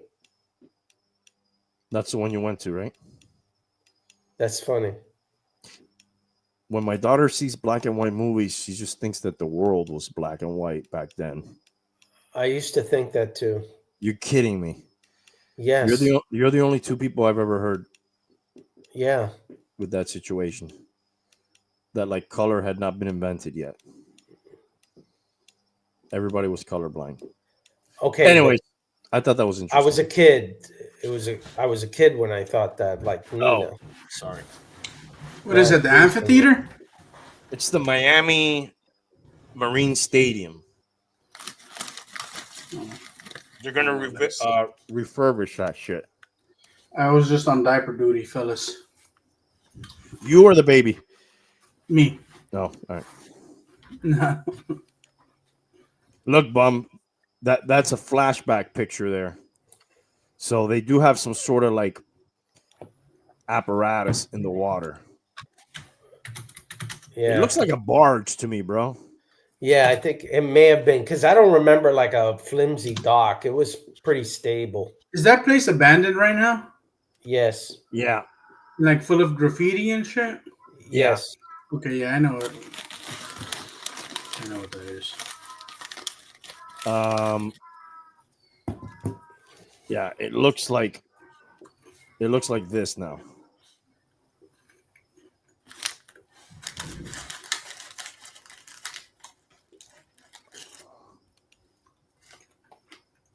It looks like that.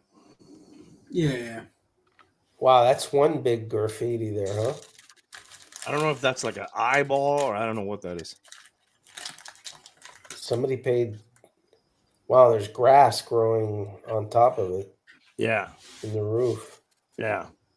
I obviously did not climb the roof. Thank God for that. Yes.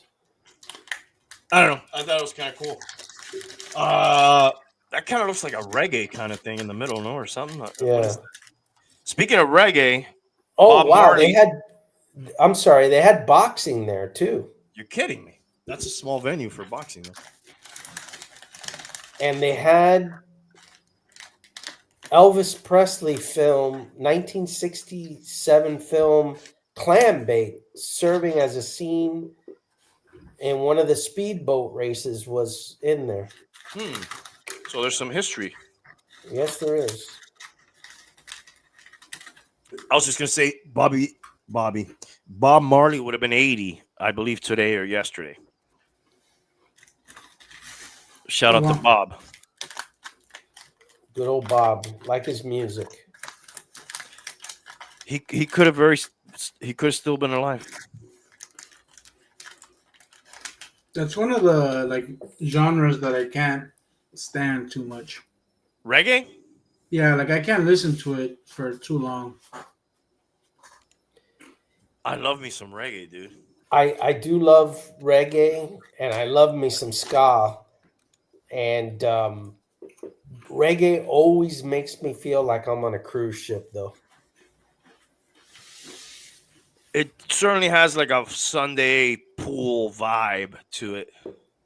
I think Caribbean lounging, pina colada,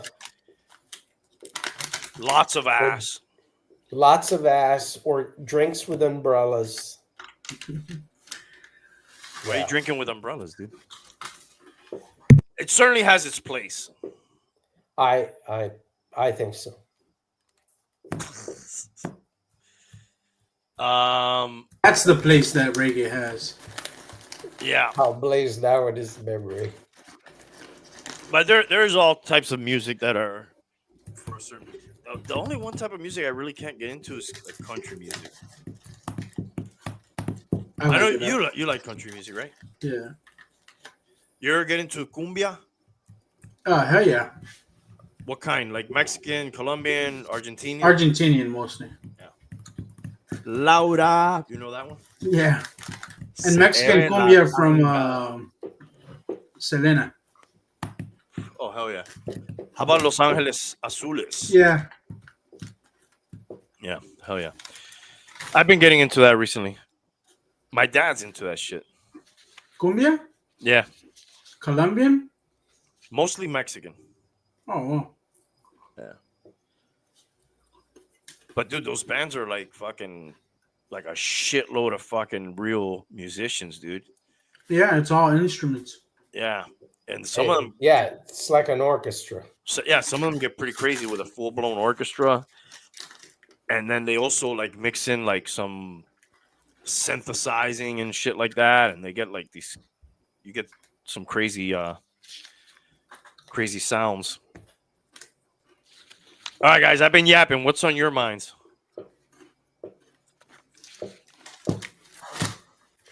I think we covered all the things I was thinking about. Oh, this is one we haven't covered that I had The on the NFL note. honors. What's that? The NFL honors. Okay, yes, let's do those. Do you know him? Josh Allen, first MVP. Yep, I believe Jaden Daniels won Offensive Rookie of the Year. That was obvious, that one, right? Well, Bill no, Belichick that- shows up to NFL honors with 24-year-old girlfriend. What a bum. Oh yeah, what a son of a bitch. Who was the runner-up for that award, bum? That you said it wasn't. Well, a lot of people feel that Brock Bowers, that sounds like a fucking porn star, got snubbed. Did you say Josh Allen won MVP? Yeah. Oh, this is 2023. What the fuck? Dude, but there's no way that you could have the greatest rookie season of any quarterback in NFL history and not win the award. Wait a minute. Wait, I'm sorry. I think Jaden got Rookie of the Year, Offensive Rookie of the Year. I'm sorry. offensive player, I think, may have been Saquon Barkley. Check me Yep. on that. Yeah. Yep. Saquon. You got all the awards there? Did we mention Yeah. them all? No.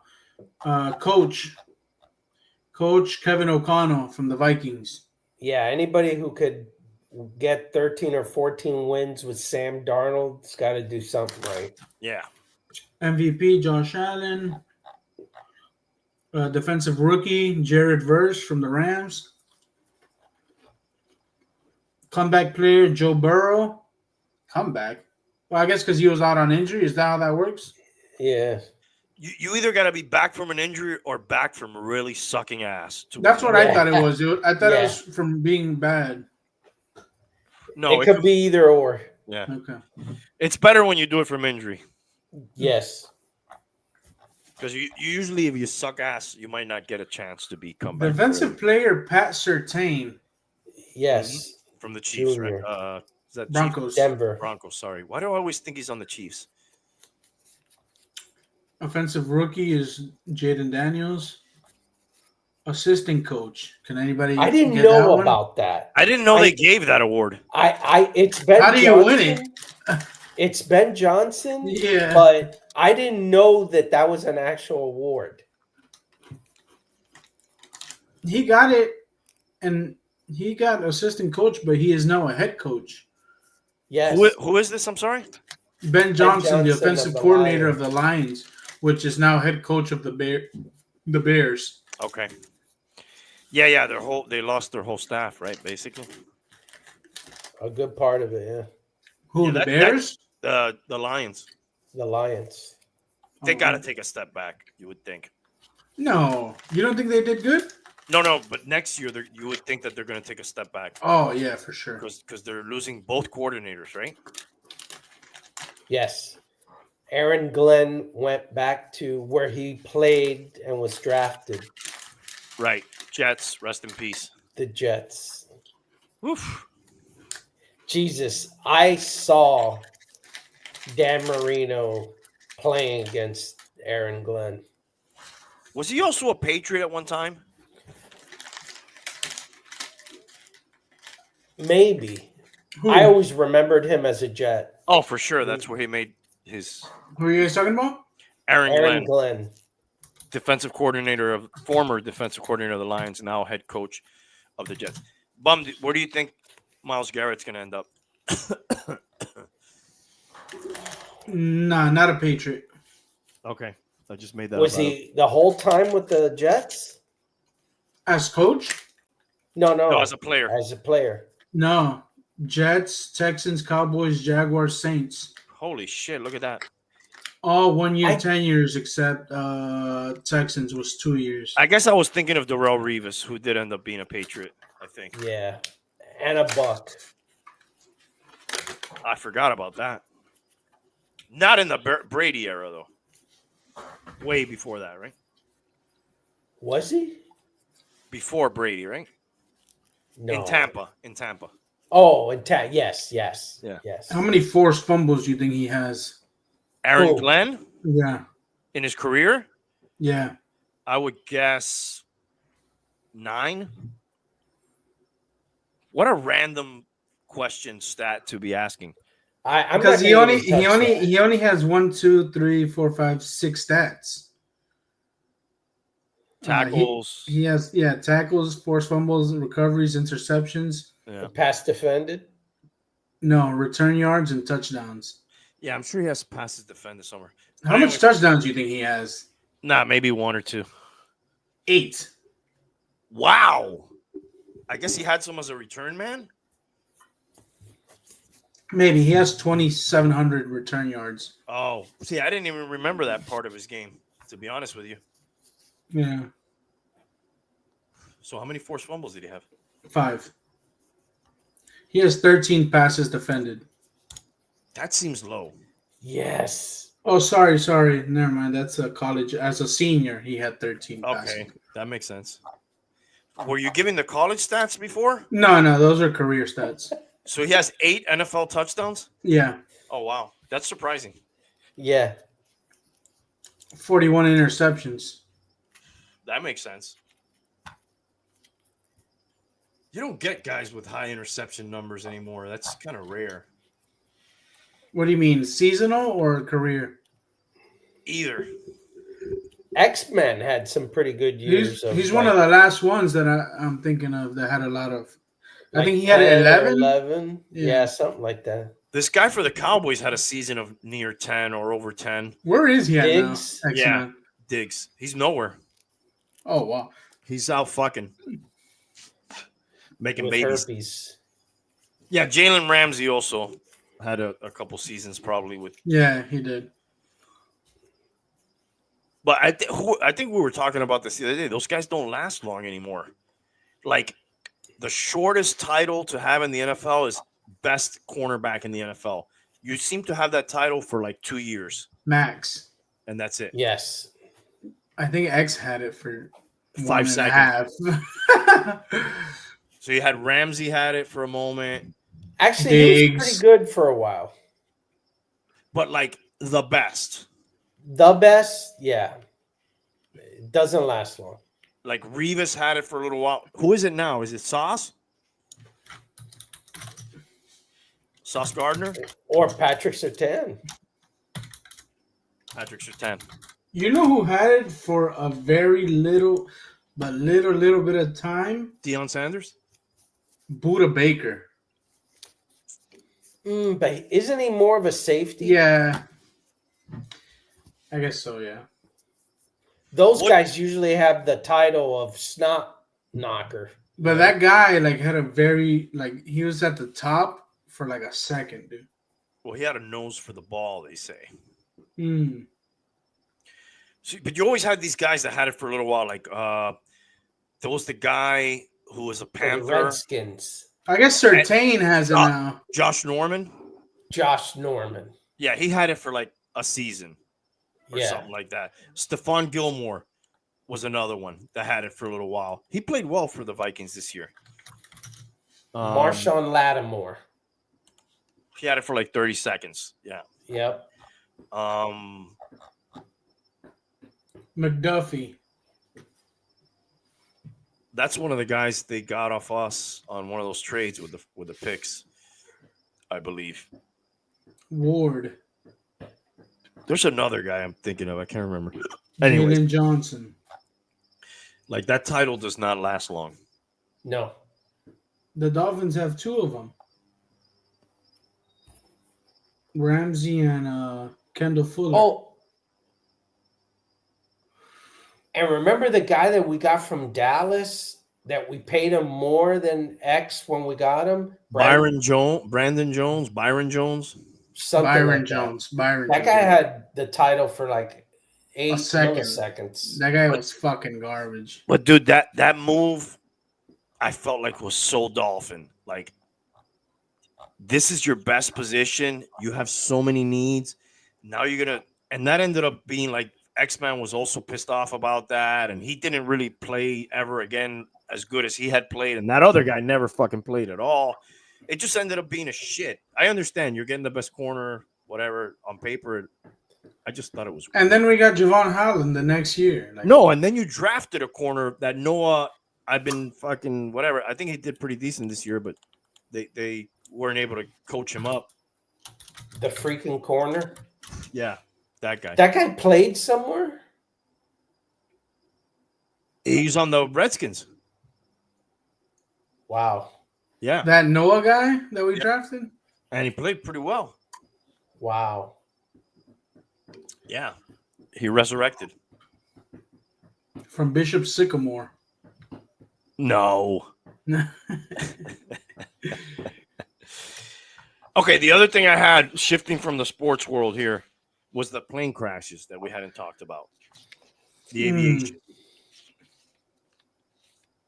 Dude, are they just happening more often now, or we're just hearing about them more often now that we had a major one? I think there was multiple that were very close together. Yes. I think but I think they happen a lot. First of all, I don't count like non-commercial air crashes because those do happen frequently. Like You're this one talking in about like the medical one? like the medical, anything that is not a commercial airline, like private airplanes, private jets, helicopters, they still crash pretty often. What's this They have the Alaska one? Is that commercial? no. There was That- like 10 people on it. It's probably one of those puddle jumpers that they use there. Okay. So that's like a fairly common occurrence. Small plane crashes, yes, but heck, we get a lot in Florida actually of small plane crashes because we have a lot of little airports. Out there in Yeah. Opelika, they used to fucking land on the street every once in a while. Yeah, that one North Perry here off Pembroke Pines. We got Tamiami Airport. Mm-hmm. Yep. That's very small. Key West Airport. I think the fucking 9/11 people trained there, right? Yeah. But major airline crash in the United States, well, the last one was 15 years ago in 2009. All right. Can we pull up a top 10 list of the worst crashes, worst commercial airline crashes? All time, Yeah. irrespective of country. Yes. Well, that one I showed you that happened in the Canary Islands. That one, it's like 500 plus people died. Because 2 people on 2 planes crashed on that one. And That died. was like head to head 747s, which are basically the largest planes at the time. And one was fucking full of gas. Well, both of them, if they're taking off, are full of gas.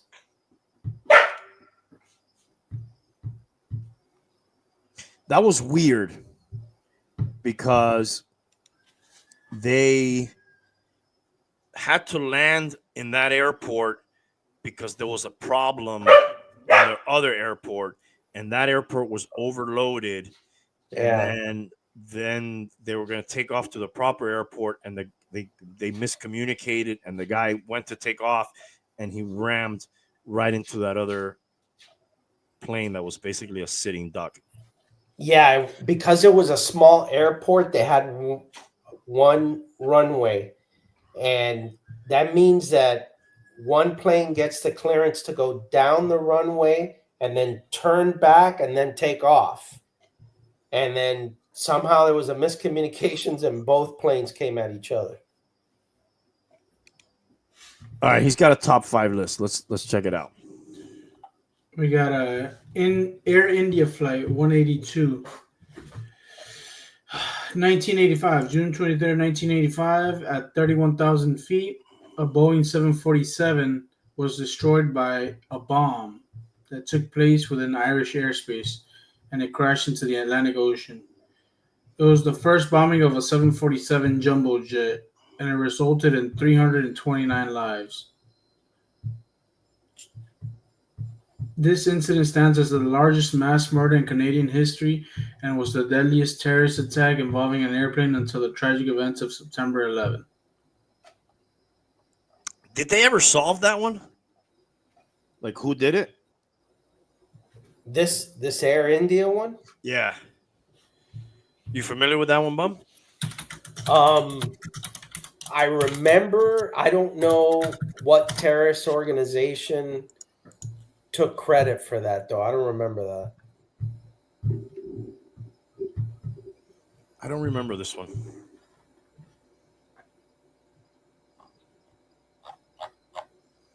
But you notice a lot of these are Europe. Then Turkish Airlines Flight 981. It went from London? From Istanbul to London. 1974. Yeah, in 1974, 346 individuals. It crashed into a forest outside of Paris. At the time, the deadliest crash in the history of aviation. Mid-air plane crash. World's deadliest mid-air plane crash. Those are actually rare. 1907. We Holy had one. shit. We had one recently, right? Yeah.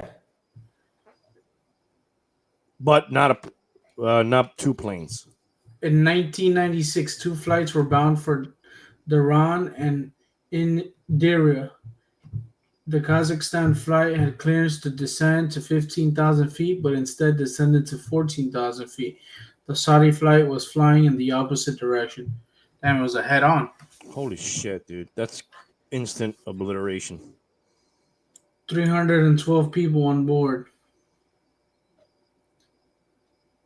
The other one had 37 people, so 349. Oh wow, so it's like a smaller Yeah. versus a big. Number 2 in 1985, Japan Airlines 123. It crashed into a mountainside after losing control. 12 minutes following takeoff, the pressure bulkhead ruptured at an area that the airline had repaired years earlier. I think the roof came off on that one. The unpressurized cabin resulted in failure of the firewall and the vertical fins supporting structure, which separated from the plane. Well, shit became a convertible. It disintegrated. 505 people, passengers, and 15 crew members. 4 people survived the crash close to the tail area that broke away. Wow.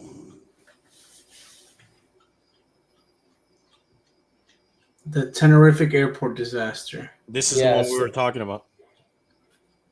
In 1977, 2 fully loaded 747 passenger jets collided in the middle of a runway on Tenerife Island, killing 583 people.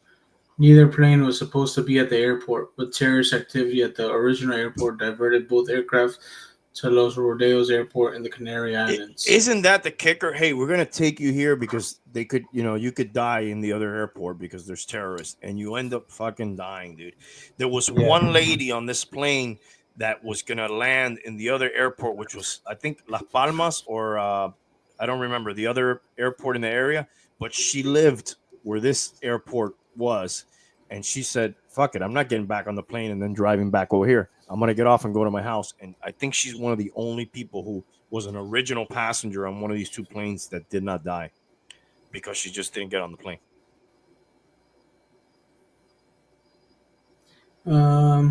Heavy fog and an issue with transmitters miscommunication between the pilots and the control center resulted in the KLM 4805 taking off without permission, while the Pan Am 1736 was still on the runway. At the wrong exit because the pilot couldn't read the signs in the fog. Several mistakes produced a domino effect that resulted in the almost head-on collision, killing everyone on the KLM and 326 of the 380 passengers on the Pan Am. It remained as the airline crashed with the highest death toll in global history. What's up, Remo? Remo! What's happening? So, dude, I guess 9/11 does not make the cut on any of these lists. It was mentioned as the deadliest terrorist attack involving an airplane. Yeah, these are like failures. It's in a different category. I guess. How about that one plane that they never found? I guess they found pieces of it later on Google The Earth. Malaysian one? Yeah. I guess that wasn't that many people. So it doesn't matter. I thought that was like 200 people. Yeah, I think it was a 747. Well, I don't think it was a 747, but I thought it was a lot of people. And then the Lockerbie one didn't come up on that list. That was like one of the first terrorist bombings that I remember. I guess it was after the India one, though. It was a 777. One of the Dreamliners. I believe also in this Tenerife thing, one of those was the first 747 ever put into service. Jesus. Yeah, that was involved in that one of those. Well, then again, back then, I think the 747s came in like in the 60s, and that happened in the 70s, so it wasn't that old. Yeah. No, it wasn't like it was a very old. That Lockerbie one, that picture of the plane on the wreckage, like I have that like ingrained in my head. I guess that was played so many times on the news and stuff. Remember, like the front of the plane. Yeah. Kinda, You ever flew in a 747? I think I did. Is that 3, 4, 3 seats? Well, it has a second floor. I don't think I've been in that then. No. Yeah. Are those mostly transatlantic flights? Mostly, yeah. Like I went from Miami to London on one of those. What was surprising about that is, that plane has like 4 engines. Dude, that thing takes a long time to get up.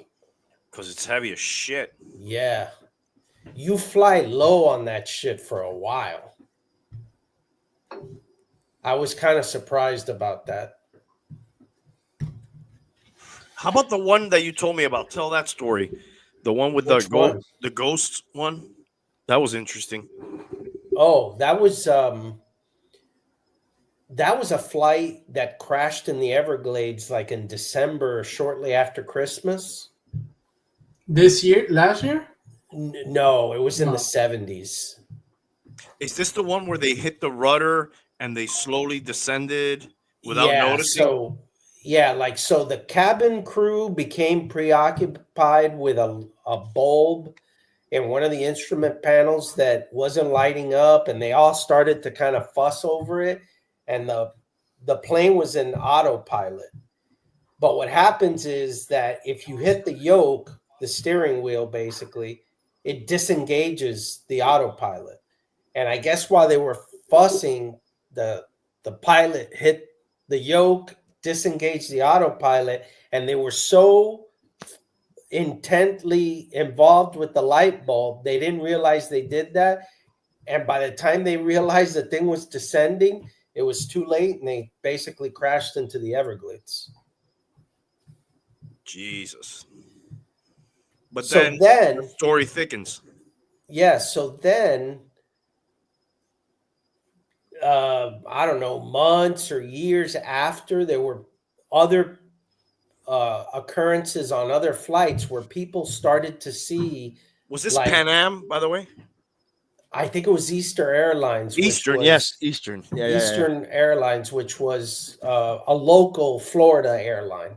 But pretty big, at least. Yeah, pretty big at the time. So then people started to see, supposedly, in other flights, like crew members. And supposedly there were ghosts. They were the dead crew of this flight. And later they found out that they had actually salvaged parts from that crashed airplane and put it in other airplanes. And people didn't know this, but they started to have reports of seeing crew members that were deceased from that original crash. And later they found out that they had salvaged parts from that airplane and started to put it in other airplanes. And then they stopped that practice. And supposedly removed them. And then the reports went away. And there was a movie on this shit too. There was one of those, I don't know, you guys may be too young to remember those ABC or CBS late Friday movies.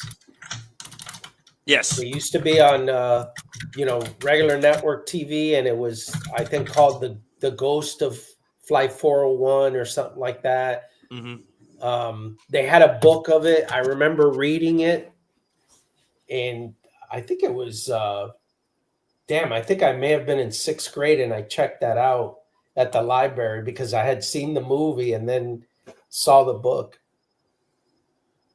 That's wild. Crazy shit.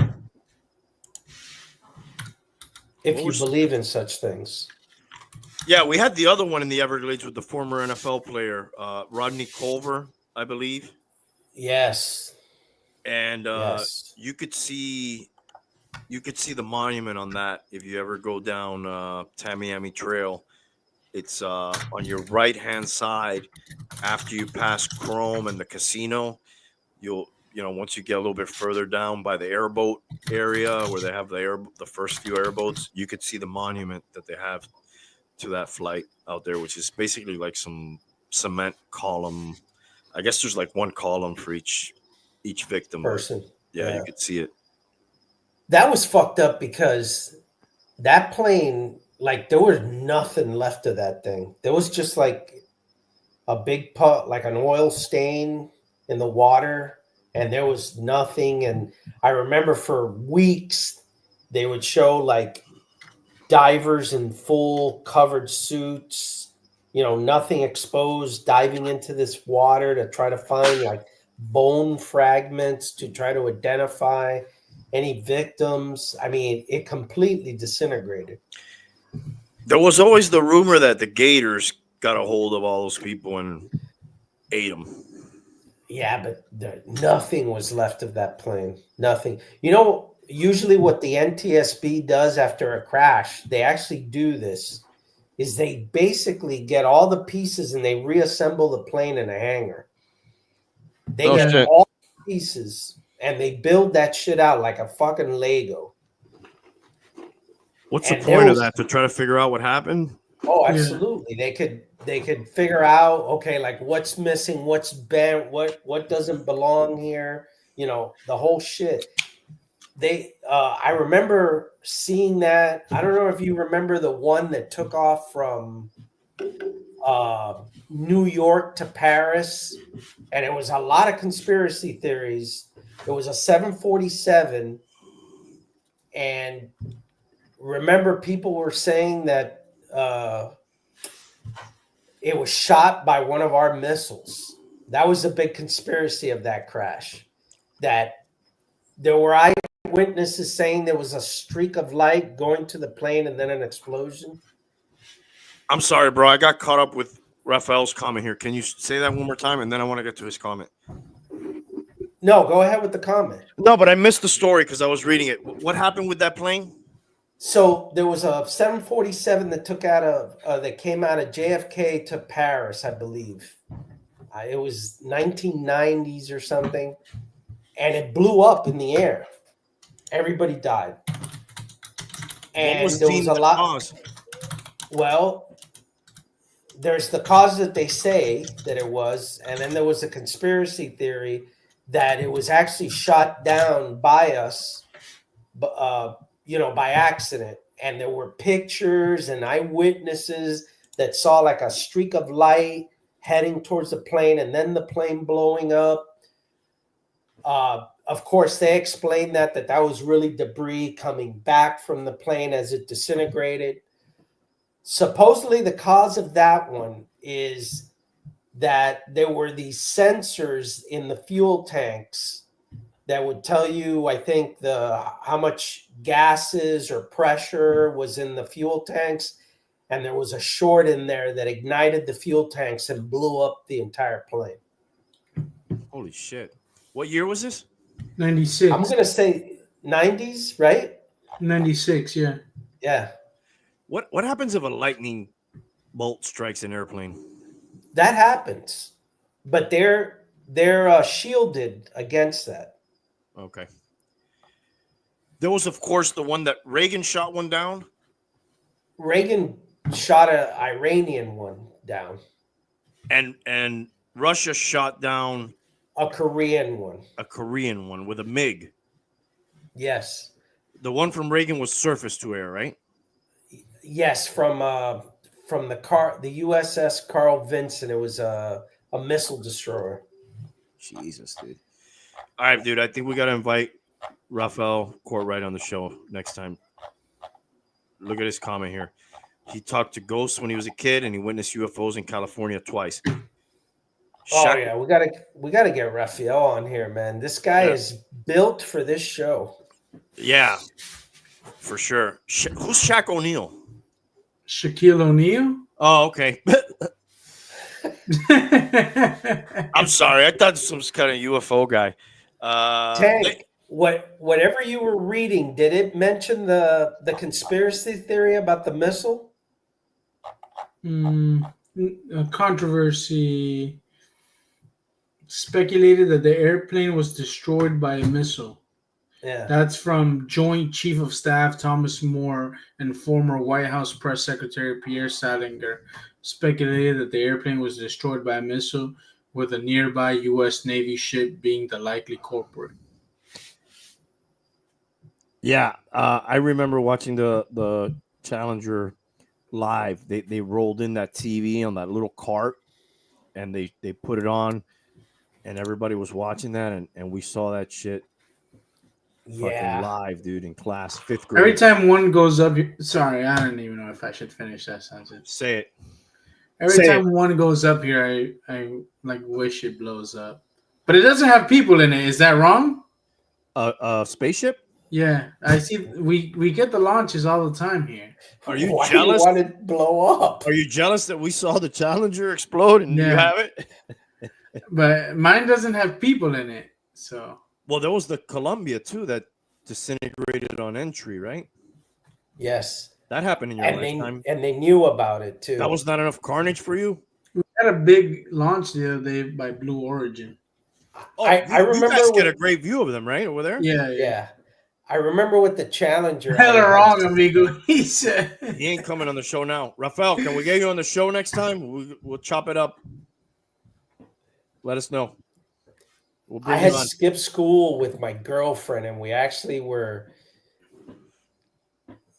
we were talking, and we paused and saw that moment live.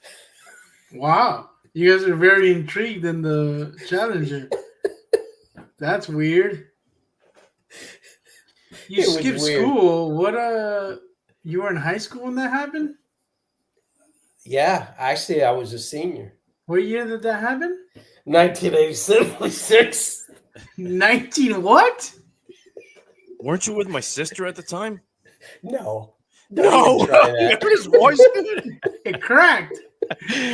No, he went back to the voice he had in 1986 when I asked him that, bro. Don't even try that. No. I didn't meet your sister until 91.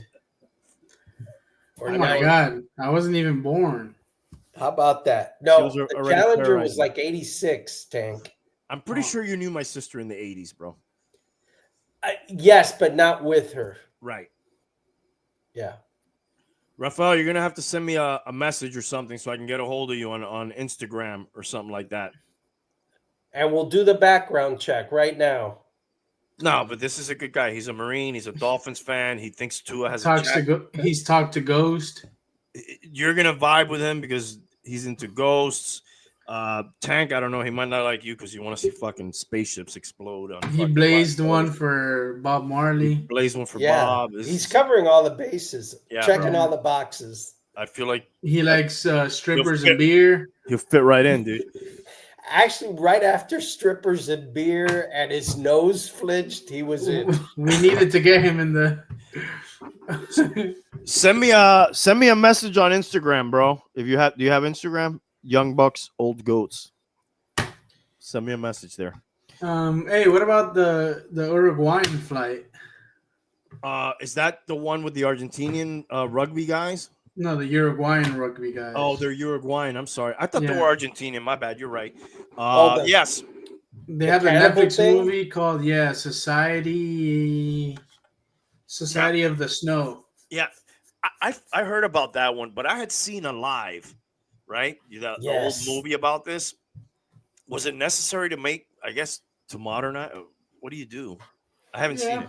Did you watch it, Tank? Yeah, really fucking good movie, dude. Did you ever watch it live? No, I didn't see the old one. Dude, I feel like they told the story though. Like, Jesus, dude, that covers like all the boxes of fear for me. I guess plane more special crash, effects with the more modern one. okay, But really good fucking movie. cannibalism. I never wanted to watch that movie. I thought, okay, whatever. People fucking crashed and whatever. But the story is fucking tragic, dude. It's depressing as hell. The worst part about that Is Is how that- close they were? Yeah, they were right fucking there, There bro. was like a McDonald's right next to them. Yeah, they had fucking McRibs is what they had fucking. Yeah. Yeah, that's crazy, man. At first they lied about it too. They were like, no, we had some cheese, you know. But dude, what are you gonna do? Yeah, fuck it. I mean, those people already died. What are you gonna do? Yeah, What are you guys doing if you're in that Yeah, situation? I'm eating. I think I'm always gonna try to live. You're gonna fucking be up in McRibbon? Yeah. You? Yeah, bro, I'm gonna try to get out of there, bro. Now I'll tell you what I would have done, bro. Probably, and it would have killed me. Probably, I could not have stayed there. I would have had to be like, dude, we gotta. Who's the healthiest here? If I was a healthy one, we gotta go try to find something. Day one? I don't know about day one, but dude, how long were they up there? 60 days or some shit? 72. Jesus. I know that the conditions were terrible and shit, but like, I'm gonna die. I'm not gonna die here just waiting, bro. I'm gonna die trying to get out of here. Dude, fuck waiting. How many avalanches hit them? Dude, that's almost worse than the plane crash. Being snowed in, covered, buried alive. Jesus. Right, because some of the initial survivors died that way, right? Yes. Yeah. And they had like 2 of those, I think. Yeah, I think Yeah. so. That's fucked up. And those were like really healthy people. You know, they were like They're younger. athletes. Yeah. That's probably the worst Yeah. South American one. Yeah. All pilot error, too. He Yeah. basically ran into the mountain. Yeah, they did something called, you ever heard what dead reckoning is? Yeah, you usually end up dead when you fucking do that, right? Yeah, basically it's like when you calculate something by eye. Isn't that what the Kobe pilot did? No, what happened to him is something that happened to JFK Jr. It's that spatial displacement or disorientation where you don't know what's up and what's down, what side. You sort of, because you really can't see the horizon. You can't see the horizon. You don't know where you're at, and you just lose it. You go the wrong direction. You think you're going up, but you're actually going down, or vice versa. Hey, but Tank, by the way, totally unrelated. Did you see Neymar made his debut at Santos the other day? Yeah, I didn't see it, but I know he went there. Dude, like 2 seconds into the game, they kick a ball right into his nuts and he goes down. No way. Yeah, bro. He was on the floor like Injured for the rest of the season. pretty much. He made it through like the second half, but he was down a lot.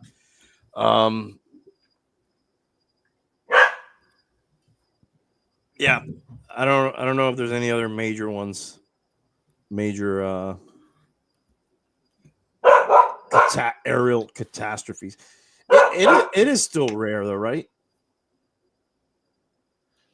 For what? Planes to crash? Safer than a car.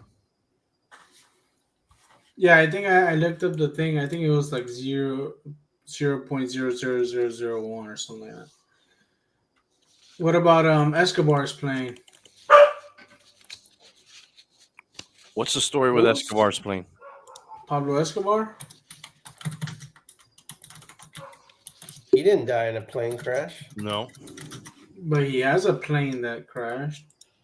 Oh, he bombed in the Bahamas, no? Well, no, he bombed an Avianca airliner because there was a witness or somebody that was going to testify and killed everybody on board, I think. A passenger flight, yeah. Yes. An Avianca? Avianca flight, yeah. Yes. Who puts that bomb on? Somebody that's going to fly on the plane? Or like a maintenance person or somebody unsuspecting that he says, "Hey, I need you to take this package with you." Hey, put this in the luggage compartment. Yes.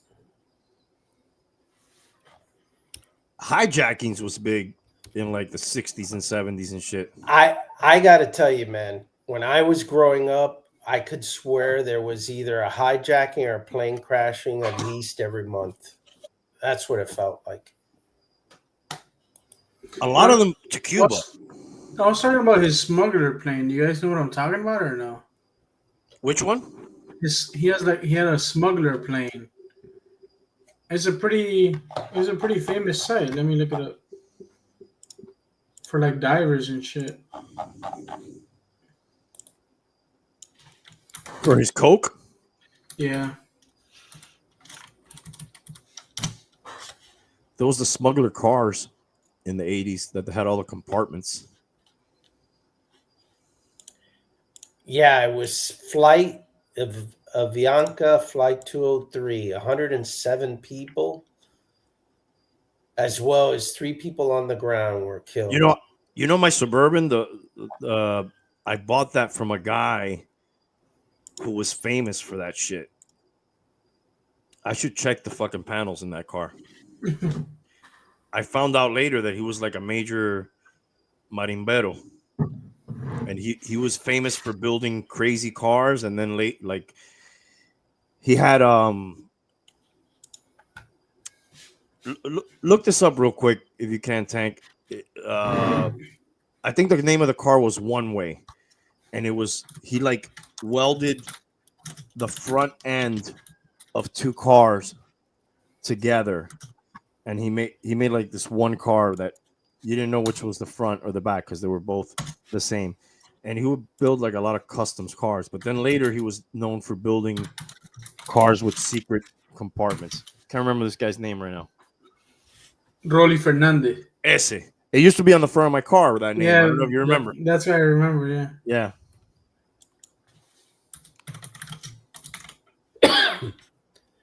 Wow.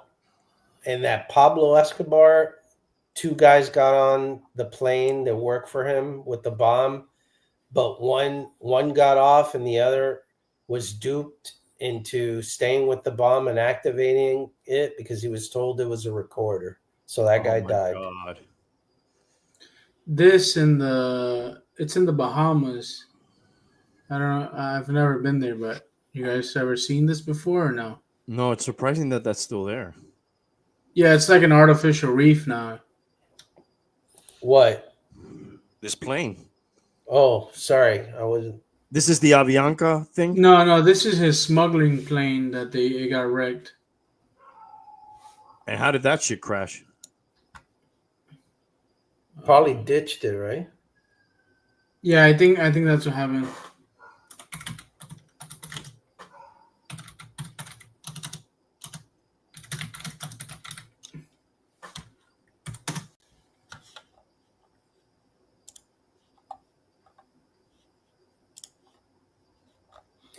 Dude, that guy was fucking ruthless, man. I guess he had a private island. Shit, man. You could do whatever you want at that time.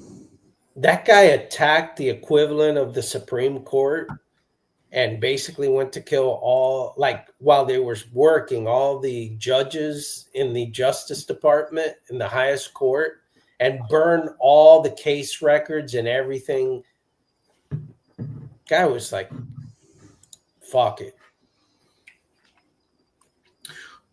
He was not involved in the soccer player Escobar incident at all, right? No, I think that was before Escobar. No, they were contemporaries, but I don't think they were involved. Well, he loved soccer. Well, you know what? I don't know. That Escobar thing was in the U.S. World Cup in '94. There's a 30 for 30 on ESPN called The Two Escobars, which kind of tells like both their stories at the time, but I don't think neither one had anything to do with each other. That guy apparently was like at a bar and somebody started talking shit to him and they ended up fucking killing him outside. I thought he was older when he died. He was only 44. Wow. There's that famous picture of him in front of the White House with his family, like as a tourist. Yeah. I've never seen any of those shows on that guy's life. Oh, great. I haven't seen them either. The Narcos is superb. That's basically his story. Well, it covers all of the cartels. It starts with him, then what happens after he dies, and then the other. He was what, the Medellin cartel? What was the other cartel called from Colombia? Cali? I think that was Escobar's, no? No, he was Medellin, right? Anyways, yeah. He was Medellin, then the Cali took over, then it shifts Oh, yeah, to yeah. the whole thing that happened and then the Mexican cartels. And it covers Juarez. all of that stuff. Yeah, Juarez, right down to El Chapo.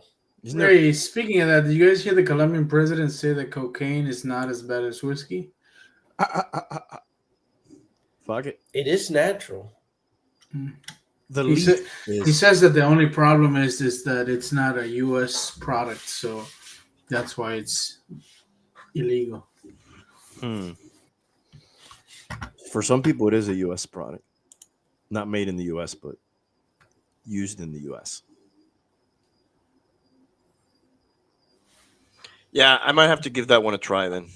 That's in Spanish, right? That show?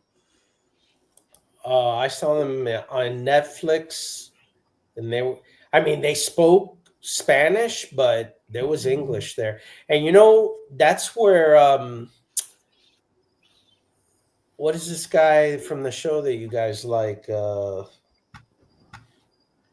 Star Wars show. Yeah, Pedro. Pascal. Yeah, that's kind of, at least that's the first time I ever saw him. I think that's kind of like his big break. I thought that dude was Mexican. He's Chilean or some shit. Wasn't he on Game of Thrones before that? He was on Game of Thrones. The Viper.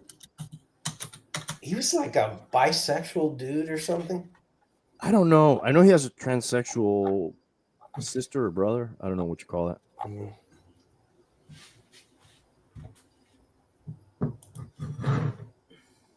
Dude, what is Trump doing with this? Like, he cut off foreign aid? Is that what he did? I don't know if it's all foreign aid, but it's certainly one of the main organizations that provides foreign aid. He dismantled that, basically. He's definitely trying. Yeah. But they're not sure if that is constitutional or not.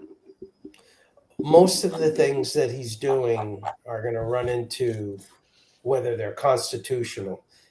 It's like what I told you the other day, like executive orders are not really, you can do all the executive orders you want. It's laws that count, right? Right, because then the next guy comes in that doesn't agree. Like he did with Biden's. A lot of Biden's executive rules, he overturned them. Right, like he did with Obama's the first term. Yeah. And like Biden did with his term. It's just, that speaks to the president's inability to form a coalition to actually pass real laws. I guess the only hope there is that it can prove good results and then it stays. Yes, and it becomes so effective that everybody goes, "Oh wow, like yeah, that makes sense. You can't take this off." Right. Maybe we should pass a law. Right. Do you think he would have been as hardcore if he would have just won straight up the election with Biden? Probably not. You know what I mean? Like, a lot of the shit he's doing now is a direct result of him losing and Biden having 4 years, and then now him coming in, and now he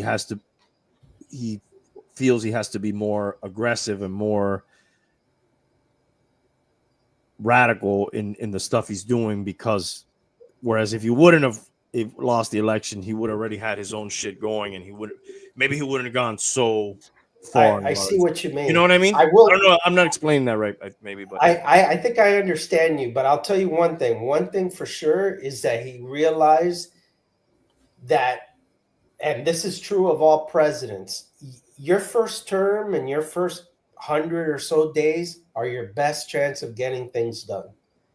After that comes crisis, problems, the Congress may go against you, you start losing control of things. So if you don't get shit done very early on, very likely it's going to be harder to do it later. So I think he learned that lesson.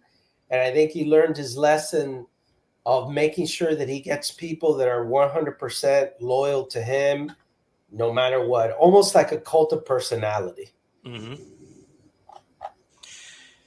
It was interesting to see all those tech guys there fucking bending the knee. Suspicious. And it was interesting to hear Biden say, "Be careful of the what did he call it? Oligarchy, right? Of tech oligarchies," or I don't know what the term he used, but that was funny because for a while they had those people in their pocket, basically. I don't want to say in their pocket, but in their at their beck and call. So what does that tell you? That those people gravitate to whoever's in power? But I didn't feel like they did that in the first Trump presidency, right? Those people were still very much hardcore. Musk was like a non-factor probably in his first term. Well, I think Elon Musk has come out and said he voted for Biden in 2020. Yeah, that changed into Clearly. the presidency. And then, he bought X. And then this Zuckerberg is just a slime ball. That guy's just a fucking... I don't believe anything that comes out of that guy's mouth. Hey, man, at that level in general, when you talk about politics and big business and all that, that's all slimy shit, man. That guy's just stealing everybody's fucking information and fucking... All right, let me check the notes. I think that pretty much does it, unless you guys have anything else. So, did we make a pick for the Super Bowl? You guys pick? Tank, you said Chiefs? Yeah. Yeah, I'm going to go Chiefs.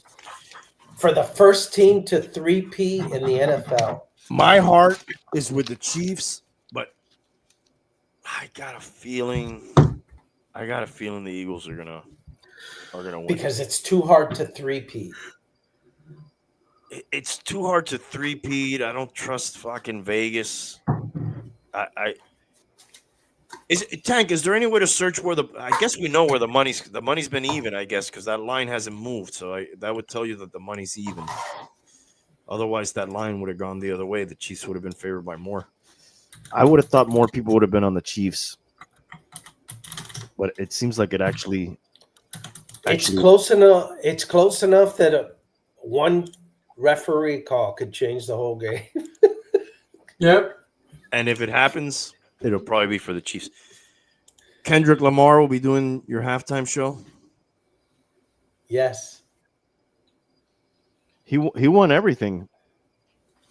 Is that as wild?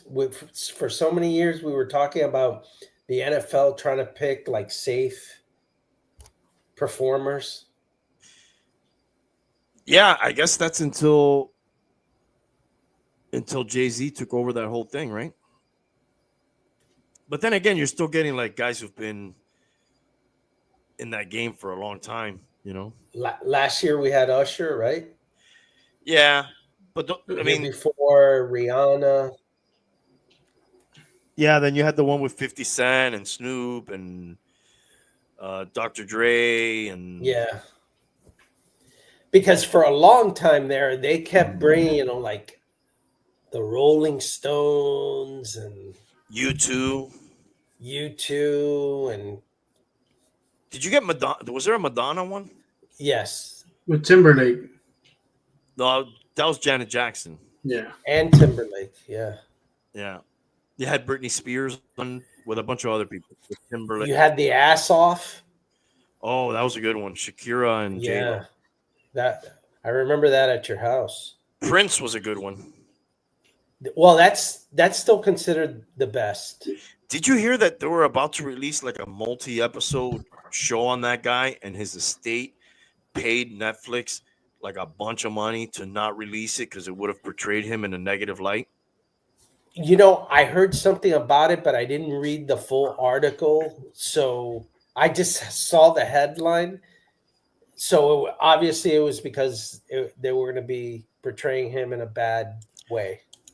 He would have looked like an abusive person, is what I read, and I've never heard of that, like where they pay money to just make that go away. No. It wasn't like a No. lawsuit or anything like that. It was like they came to some sort of monetary. So they're not going to put it on. Apparently not. Wow. Yeah. And you know, it's funny because I never really knew, like, I never used to hear that Prince was like a drug guy. I always heard that every artist wanted to work with him. He was a fucking badass, a genius. That's what I always heard about him. He always had Oh, some bad bitches with him. And also, you know, from the Dave Chappelle shows, never look into his eyes because he'll fuck you or you'll want to fuck him or something. Game blouses. Yeah.